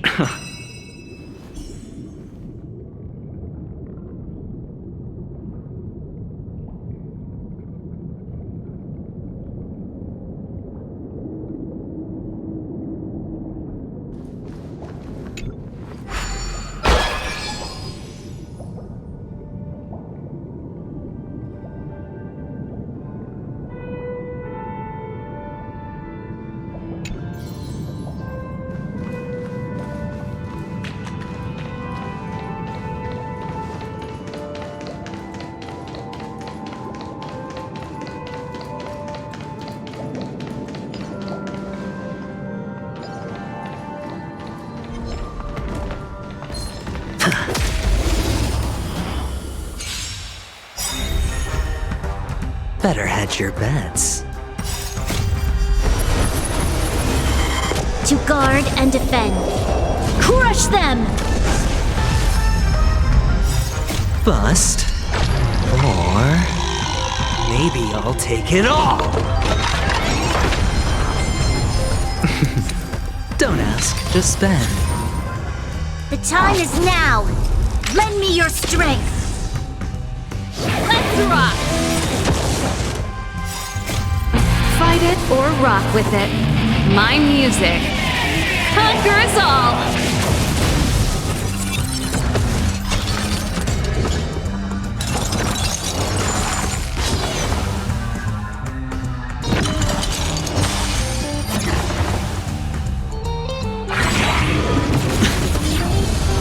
Try that again!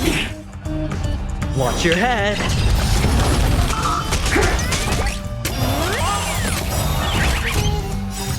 Bust.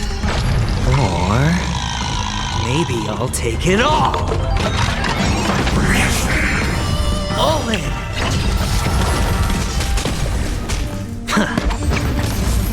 The time is now! Lend me your strength!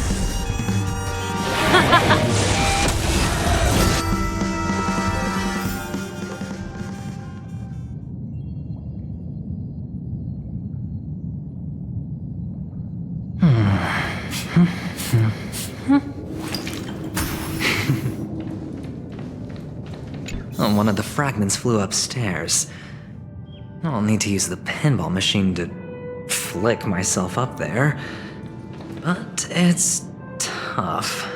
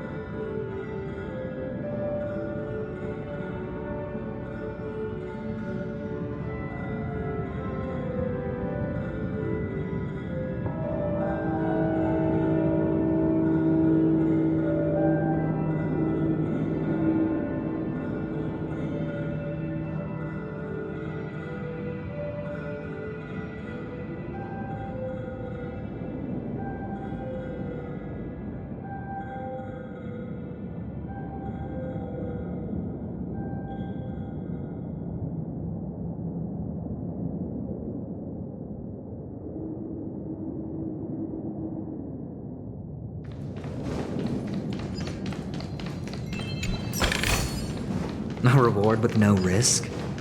I'll take it.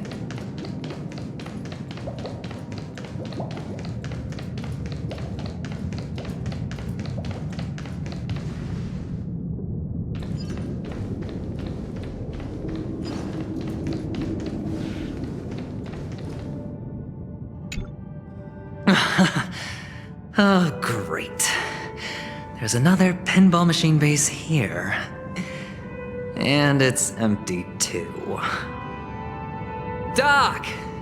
I'll need your brain power again. There's no need to yell, I can hear you. The pinball machine must be hidden somewhere in the hall, like the arch.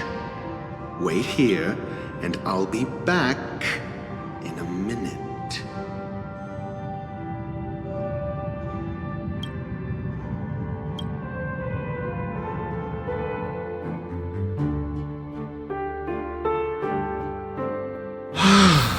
Finally, a moment of peace.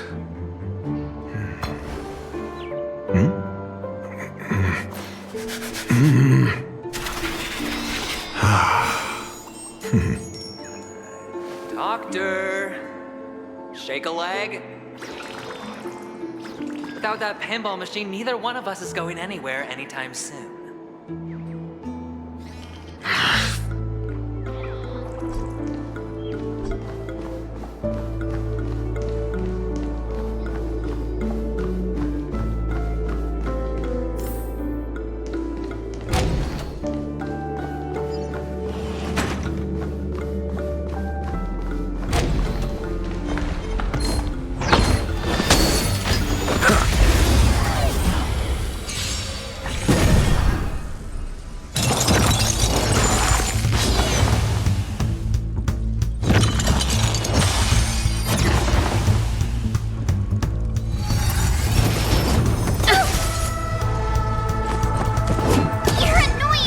Never stop thinking. 0 points. Next. The time is now. Lend me your strength. Let's test your knowledge.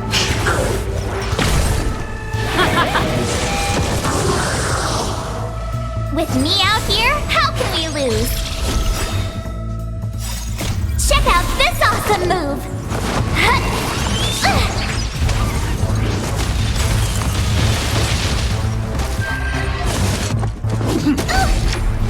You can't run!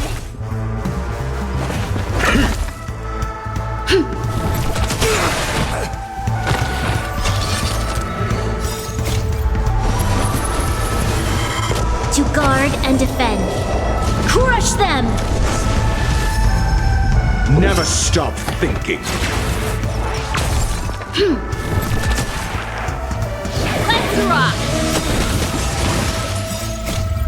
Fight it or rock with it. My music conquers all.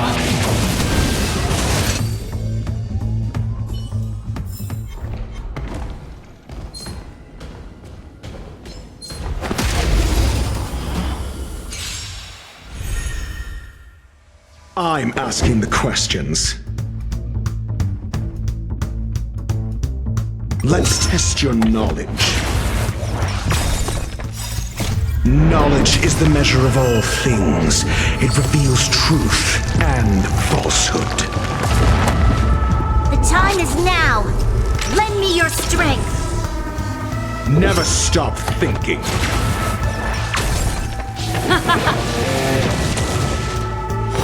Fail. Get out. Watch this! 0 points. Next.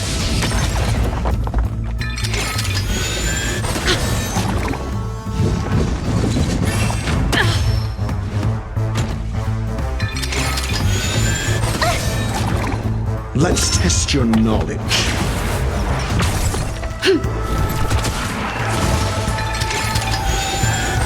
Troublesome.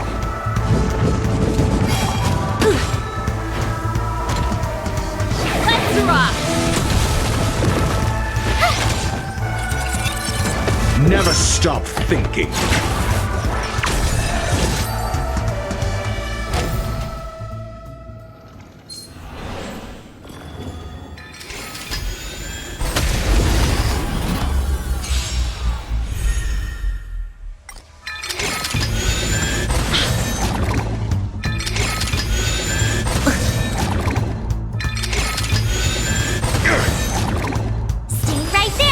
Give you a present!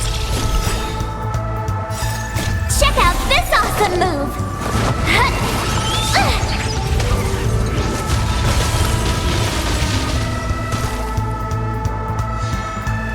Let's test your knowledge. Fail.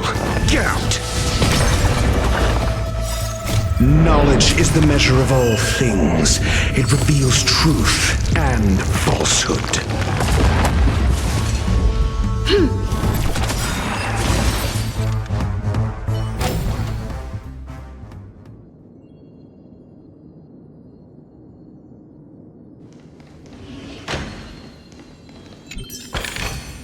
Wealth shouldn't be a hindrance to the pursuit of truth.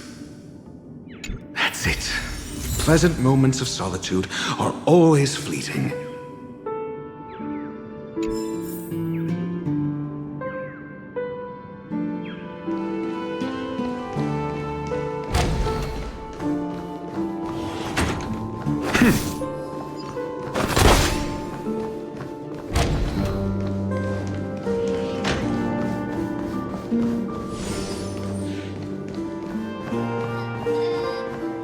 Oh, you're back. Just place it here. Thank you.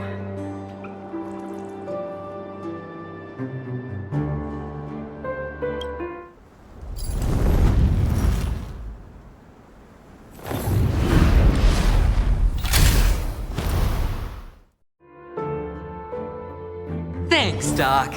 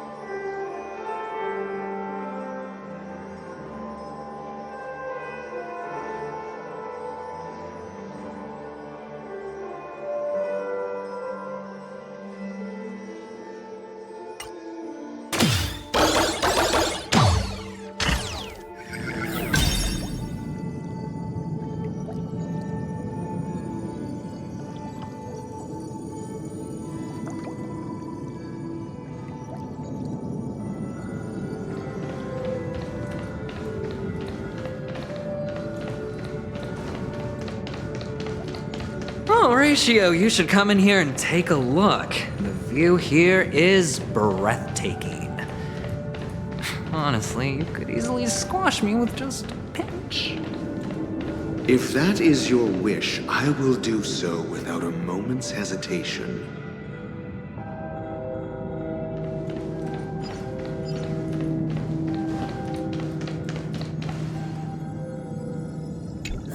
All done. Piece of cake.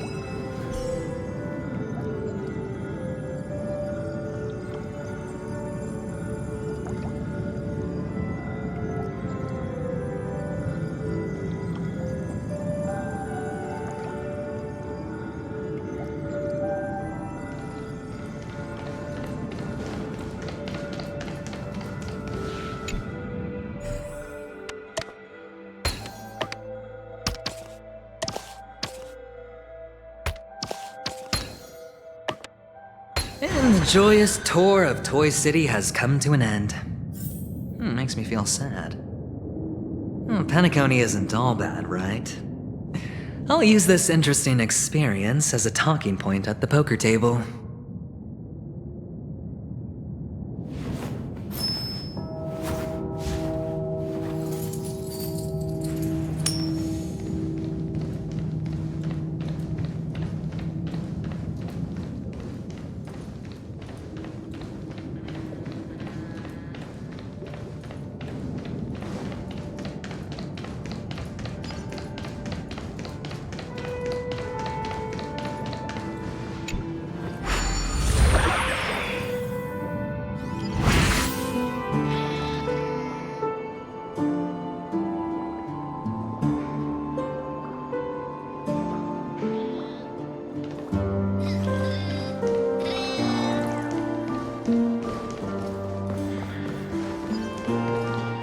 It's a pity you made it out of the sandpit alive. Sunday is just beyond this door. From my limited understanding, he's not someone easily handled. Are you prepared?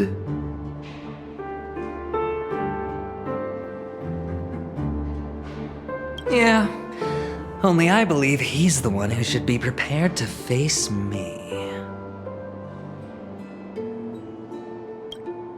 Tell me about your plan. I don't have a plan. I'll just play it by ear. There are only two kinds of bargaining chips when dealing with people. Benefit or fear. Looks like sincerity isn't in your dictionary. Am I not sincere enough? There's no need to emphasize it. We've got to make good use of death. That man's sister is dead. He won't be able to turn a blind eye, and that's fear. And I'll help him find the murderer. He can't do it due to his status and position, but I can. And that's benefit. On what basis do you believe he's incapable, necessitating the delegation to someone from a rival faction? The IPC? Simple. Because that murderer could very well be a traitor hiding inside the family. Do you mean the Galaxy Ranger whom you accused previously? That was just an excuse, good doctor. There's something wrong with that woman, and we need someone who can keep her in check. It's better to minimize the variables outside our control while we execute our plans. Moreover, I need to know her identity. If I'm lucky. She could be an important pawn, and it's good to have more helpful friends when dealing with this matter. But honestly, the murder case is likely unrelated to her. I believe my standpoint. There's a rat in the family. Otherwise, why would Mr. Sunday arrange a private meeting with us? This isn't an interrogation, but a secret negotiation. We'll see. Using Robin's death as a bargaining chip, I'll win back my freedom and power. In the end, I'll ruin this beautiful dream and create the grandest death. If the chance of winning is just beyond this door, even if that chance is close to zero, well, you can't win if you don't play, right? Ah, the charming audacity. To think that you, of all people, might emerge victorious, dear gambler. 3 chips are enough. All or nothing.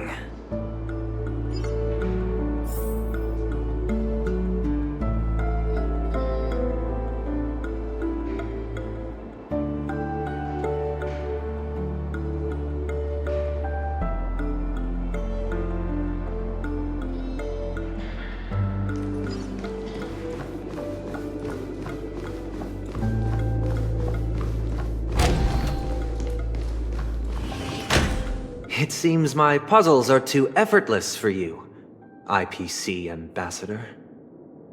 I appreciate your words. And I see you put a lot of effort into welcoming me, Mr. Sunday. However, this is no way to greet a guest. Well, this isn't an invitation, but a summoning. Before we speak, I need to test your character.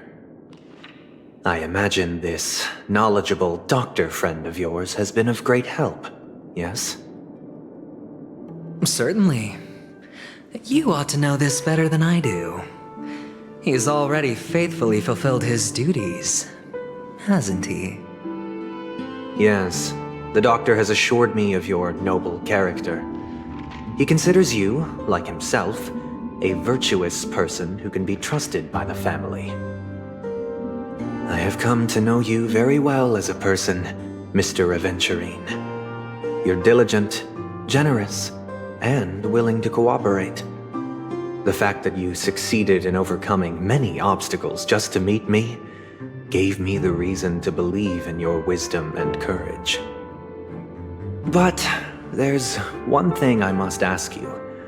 That is, you've used your wisdom at the wrong place to meet the wrong person and put yourself in a situation where you shouldn't be, witnessing a tragedy that shouldn't have happened. You don't look too well. Am I making you anxious? If not, then it means I'm on your side. If I wasn't mistaken, you'd just made a serious accusation against the family. No, you weren't mistaken. For depravity is creeping in around you. Well, there's no need for us to be evasive. Let's talk about your sister. Your sister's talent is unrivaled in the world of show business. As you know, her voice has been out of tune since she returned to Penacony. What's more disheartening, she can't sing anymore. Who could be responsible for this? Many suspect the culprit is among the outsiders, but I know you hold a different opinion. Now your noble status has become a shackle, preventing you from apprehending the murderer and avenging your sister's death. You're feeling anxious because you're out on a limb. But don't worry, I'm on your side. I'm immensely honored by your concern for me, Mr. Aventurine. Since you're so selfless and generous, I believe you wouldn't ask for anything in return, would you? Well, naturally, you wouldn't incur any loss from this. I just want to reclaim what is mine. My liberty and the personal items under the family's custody, the bag of gift money, and the box in which the cornerstone is stored. That's right. Cornerstone. I've heard it's a treasured asset of the Strategic Investment Department. A sacred stone that seals the Preservation Emanator, granting significant power, and every liquidation specialist holds one. For an object so precious, it probably comes at an even higher price than other forms of recompense. Well, I'm sure you're aware of the high level of risk I'll be undertaking to bring the truth to light. Mr. Aventurine, when you are out and about, do you always make adjustments to your appearance? Your tie should be on the center line. Your shirt must not protrude from your vest. Your trouser creases should be perfectly straight, and always aligned with the tips of your shoes. Of course. But I don't, because it's not appropriate to do so in public. You should make sure everything is presentable and in order before leaving the house. I'm not the kind that takes risks. The cornerstone must be in the custody of the family. No room for negotiation? Please, don't let me turn you down twice. Sure. The gift money is good enough. I suppose you wouldn't mind that. After all, a merchant can't function without a bargaining chip. You compromised quicker than I thought. Unfortunately, it's a gambler that needs a bargaining chip, not a merchant. I can give you your gift money, but before that, I want you to tell me. The fact that you can decisively forsake the box you asked for, what exactly is stored in it?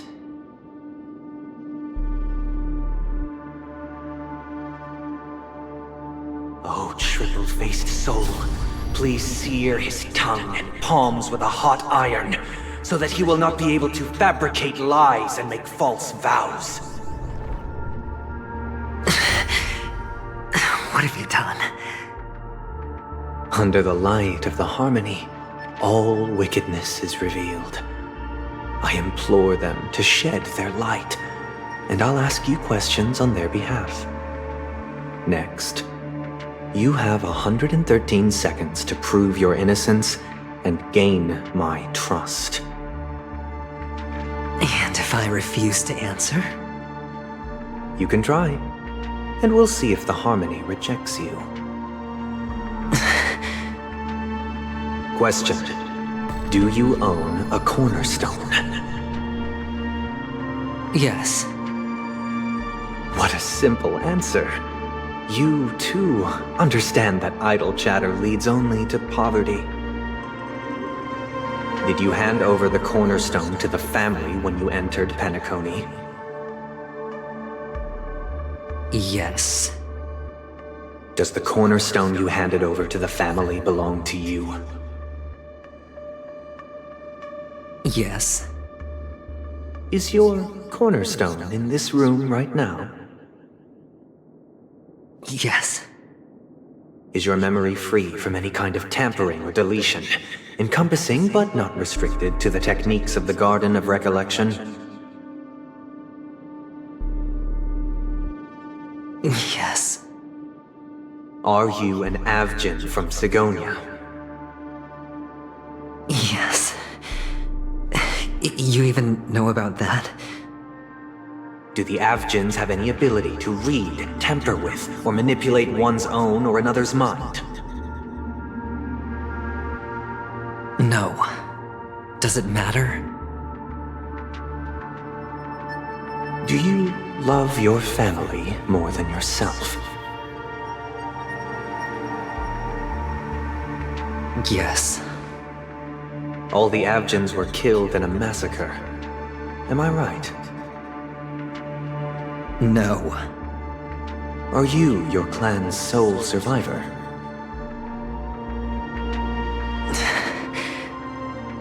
Perhaps. Do you hate and wish to destroy this world with your own hands?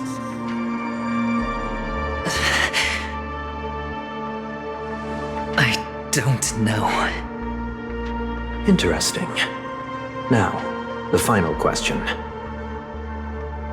Can you swear that at this very moment, the Aventurine stone is safe and sound in this box?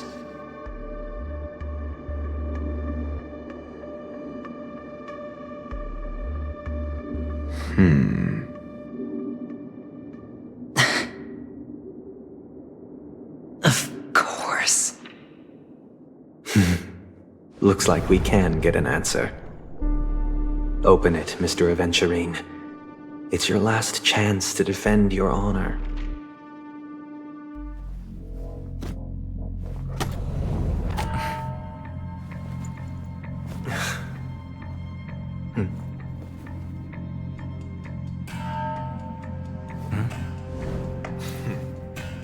Please.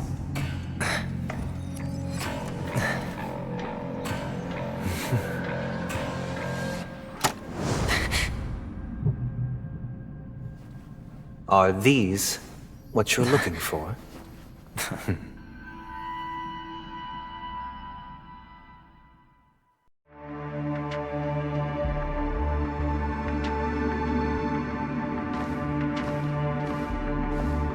Since you came as promised, learned doctor, does this mean that you are willing to take the side of the family in this farce?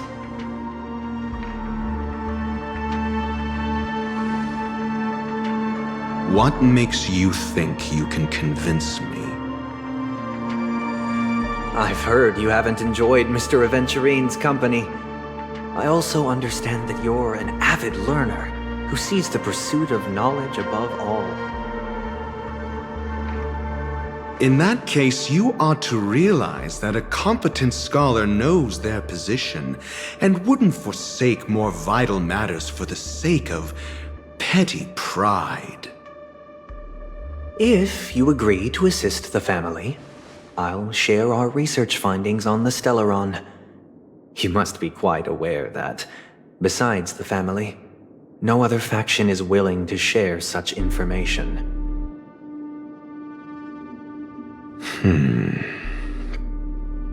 Cut to the chase. What do you need from me? I need Mr. Aventurine's comprehensive plan.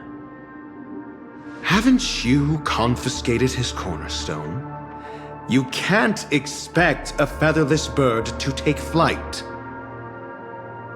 But I've also heard the 10 elites in the Strategic Investment Department have united, progressing together in the interests of the IPC. You'll have to speak more clearly than that. The cornerstone, which Mr. Aventurine surrendered. Was it really his? You question whether he would entrust you with someone else's cornerstone. The 10 Stonehearts aren't as united as you think. Cornerstones are significantly more precious to them than their very own lives. But you know that he's a crazed gambler. The more vocal he is about it, the more cautious I must be. I never imagined someone would share his way of thinking. Honestly, you should see a shrink. Bring it. The box containing the cornerstone is unique, and only IPC senior staff and related members can access it. But I happen to be among them.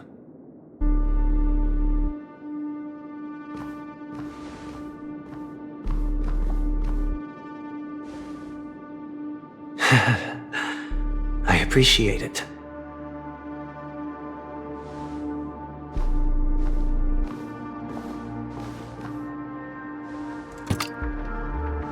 Unfortunately, your guess is correct.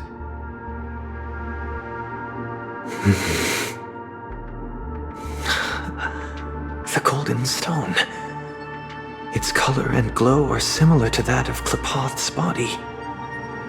This is the very ruse he intends to use to fool you. He won't reveal to you that the 10 Stonehearts chisel their own will into the cornerstones, granting them an unparalleled radiance. And this golden stone is also known as a topaz, not a venturine. And it belongs to Topaz. So, do you wish to confront him? Not at the moment. I'm more interested to know the location of his cornerstone. The safest place somewhere you'd never think of. Because he never intended to hide it. In fact, that cornerstone has been in your hands from the very beginning.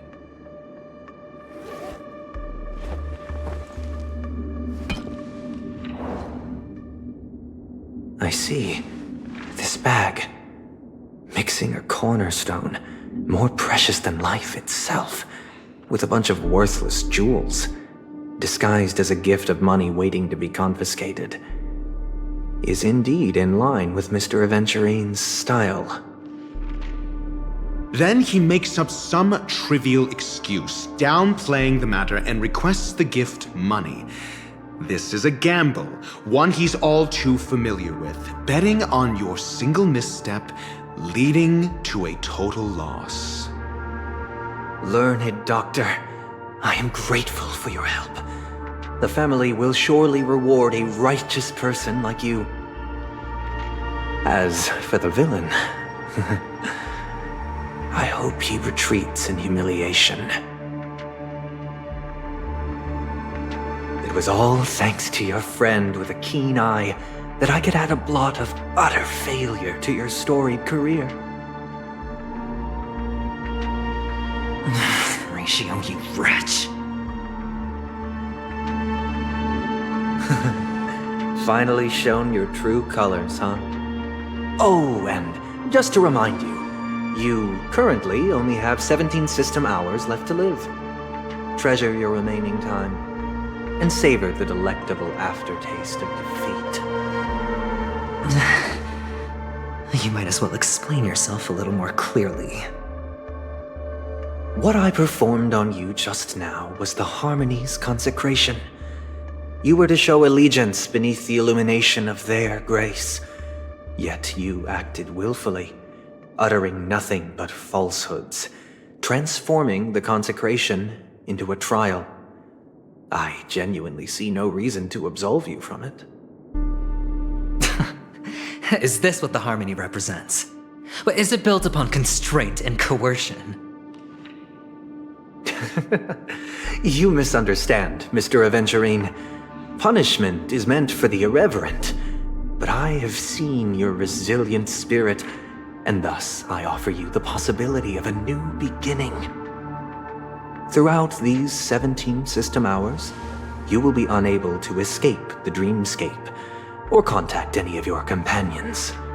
You only have 2 paths before you, and it all depends on whether you can complete my test within the time limit. Should you succeed, you will be able to coalesce into the Harmony and be with your family. If you fail, you will suffer the wrath of the eternal Centurion and fall into an abyss of doom. Sounds like I'm gonna end up the same either way. I indeed do need a servant to help me uncover the evil hidden in the family from an external perspective. I will purge the evil from the inside and bring the real culprits to justice within 17 system hours. When the time comes, compare your findings with mine. If both our findings align, or if you can provide me more insights, then they will truly be able to grant you mercy and honesty. Shameless hypocrites. You took everything from me and still demand the truth? That isn't fair. Your carnival reeks with the stench of cash. Nothing is achievable without it. This is meant to be an act of personal virtue, not requiring the family's support. Your bag is over there. Do as you please. I believe you can trade this bag of worthless jewels for everything you need. That's what gamblers excel at, isn't it? Off you go, Mr. Aventurine. You are free. I will wait here for your good news.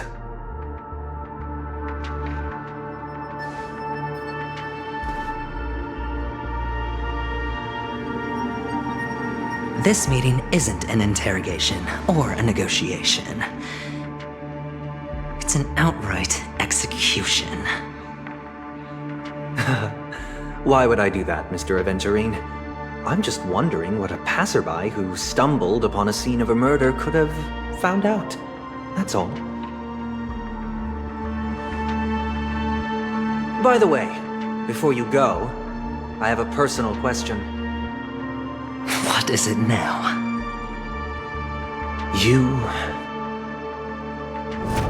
Do you truly wish to bring about the destruction of this world? Kakavasha! Where did you go? Oh, are you injured?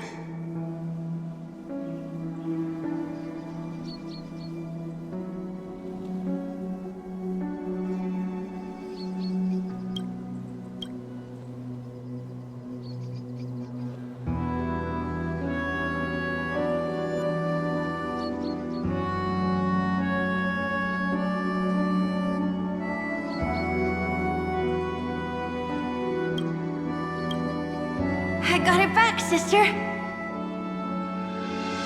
You went to look for them? That's too dangerous. It's just a necklace. It's neither food nor water. We can survive without it. But I can't live without you, little brother. Promise me not to look for those catechins again, okay? Sister, don't be afraid. The catechins are fools, but I'm smart. I played a game with them, and I won. Won? What happened exactly? Tell me. I made a bet with them. The two birds in the desert and me. Who will die first? I won. They suspected me of cheating, but I didn't. I won fair and square. Of course you'd win. You've always been a lucky child. Gaiathra Triclops must be watching over you. But that's no reason to push your luck by going up against those bloodthirsty, cruel catechins. Have you forgotten how Mom and Dad...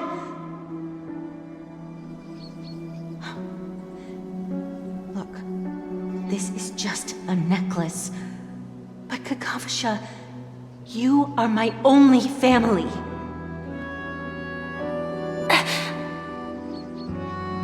I'm sorry, sister. I thought you'd be happy. Because Mom left you this necklace. There'll be no next time. It is important, but not as important as you, my dearest brother. I don't blame you, but you must remember what Mom said. Pain and poverty are the trials of Gaiathra Triclops. She has also granted us a chance. And that's your good luck, Kakavasha. Your good luck is the most precious wealth we, all Avgin, have. You're a child blessed by Gaiathra Triclops and can lead the clan to happiness. So always remember to protect yourself and never resent the pain and poverty you're going through. All right?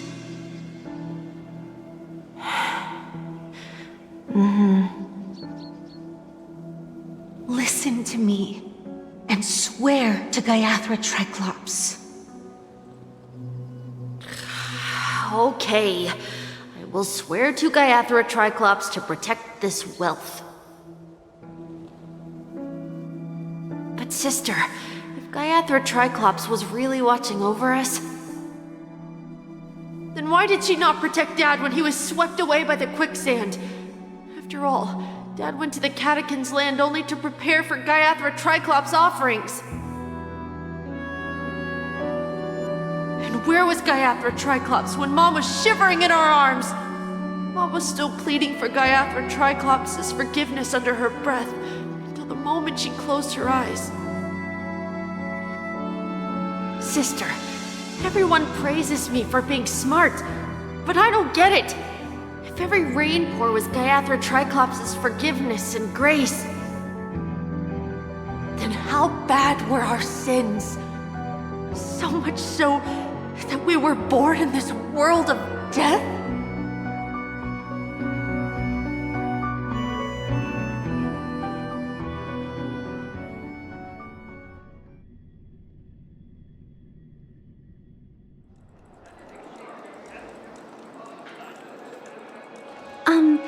Excuse me. I can't seem to find any information on this artist in the Iris family archives. The photo you provided also doesn't show any matches. Just as I thought. I'd like to ask, what kind of traces do people leave when they enter a dream? Are you referring to the records when you enter the dream pool? The equipment will monitor physiological indicators such as heart rate, blood oxygen levels, and body temperature in real time. This data will be included in statistics and handed over to the family for the screening of any data anomalies. Immediate action will be taken once any illegal behavior is detected.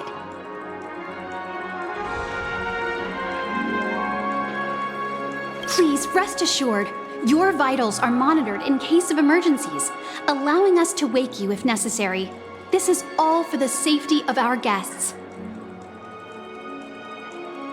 Can I trouble you to access the records? I apologize. The hotel does not have access. This information is managed by the Bloodhound family. We can only gain access if there's a problem. Looks like nothing can be found here. At least we know who to look for next. We can ask the Bloodhound family for information. Thank you for your assistance, Miss Allie. By the way, is Miss Robin doing fine? We are looking forward to her performance. Fine? What does that mean? Is there something wrong with Miss Robin? The preparations for the Charmony Festival have been proceeding smoothly, so I guess things are pretty good. I believe she will be able to put on a spectacular show for all of you. I'm sure. Sure enough, no one knows about Miss Robin. I'm not surprised. But that Miss Firefly is truly mysterious. There's no information on her in the hotel system. Even if she's a stowaway, she should have a disguised identity after entering the planet. She's also in the running for the legacy. How is she going to sneak into the dreamscape unnoticed? Is there any other way to enter a dream? Besides the hotel room's dream pool?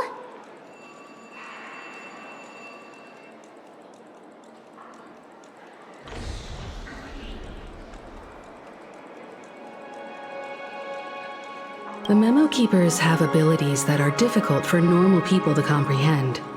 In the memory zone of Penacony, they thrive effortlessly, a fact proven to us by Black Swan.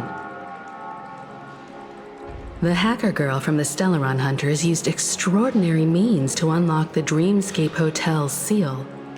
According to the scene witnessed by him, it is likely that they are behind Miss Firefly's case. The Garden of Recollection and the Stellaron Hunters. Both are possible, but what about the IPC? Since they want Penacony all for themselves, they're bound to have a plan. Who are you guys? The Bravo team has arrived at their designated position, ready to execute armed evacuation operation. Boss, get moving! Armed evacuation? Boss, are you drunk? What do you know? It's more efficient this way. Just don't let the director find out. Act first, report later. Understood? Help! Help me! I spent all my year-end bonus on the snowball! I don't want my name on the department's major disciplinary notice! Hey, check it out! That voice. Could it be the IPC workers from Bellabog? To all guests, the IPC will be conducting special operations within the hotel. Please follow the staff in charge of evacuation to the designated safe zones, or compulsory measures will be enforced. I'll request a beating for you lot! You've been told not to drink during work hours. Take him back to the hotel room.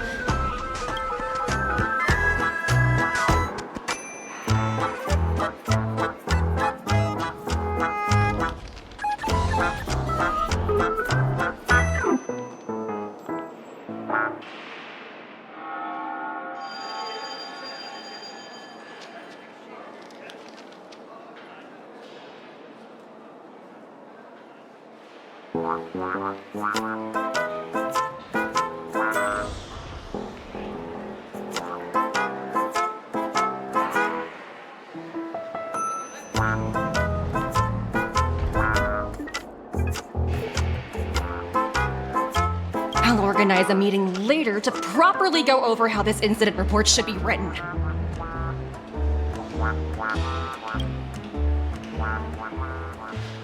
Miss Topaz? I never thought I'd run into you on Penacony.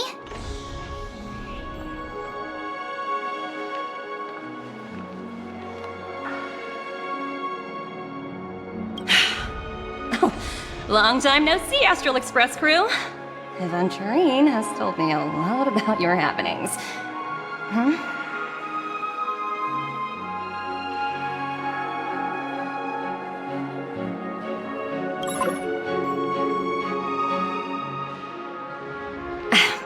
It's fine. Do as they ask, and try to avoid any conflicts with the family. Report to me before taking any action.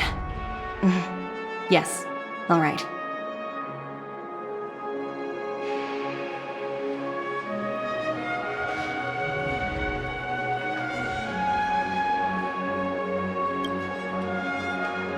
As you see, the IPC isn't very popular here on Penacony.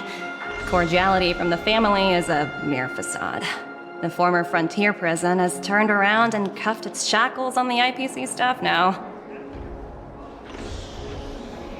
Only Aventurine, who carries an invitation, is allowed to attend the banquet. An entourage like us, we can only sit around in the reality hotel, unauthorized to even enter dreams. No wonder Aventurine's scrambling to partner up with someone. The IPC can't back him up in the dreamscape. His situation isn't optimistic, I hear. You're all helping to investigate some dirt on the family, are you not? Let me know if you need anything outside the dreamscape. The IPC always treats its partners well.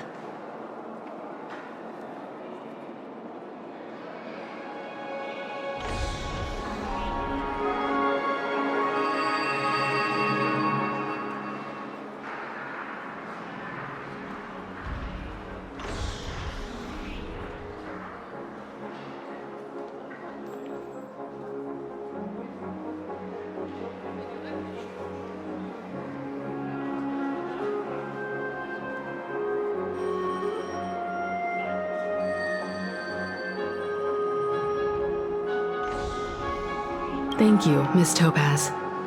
We're on our way to the Hounds to verify some intel. Perhaps you've had dealings with them? Yep, they're tailing us right now. Why not go and talk to them? It'll take the spotlight off me. Being constantly stared at is really uncomfortable.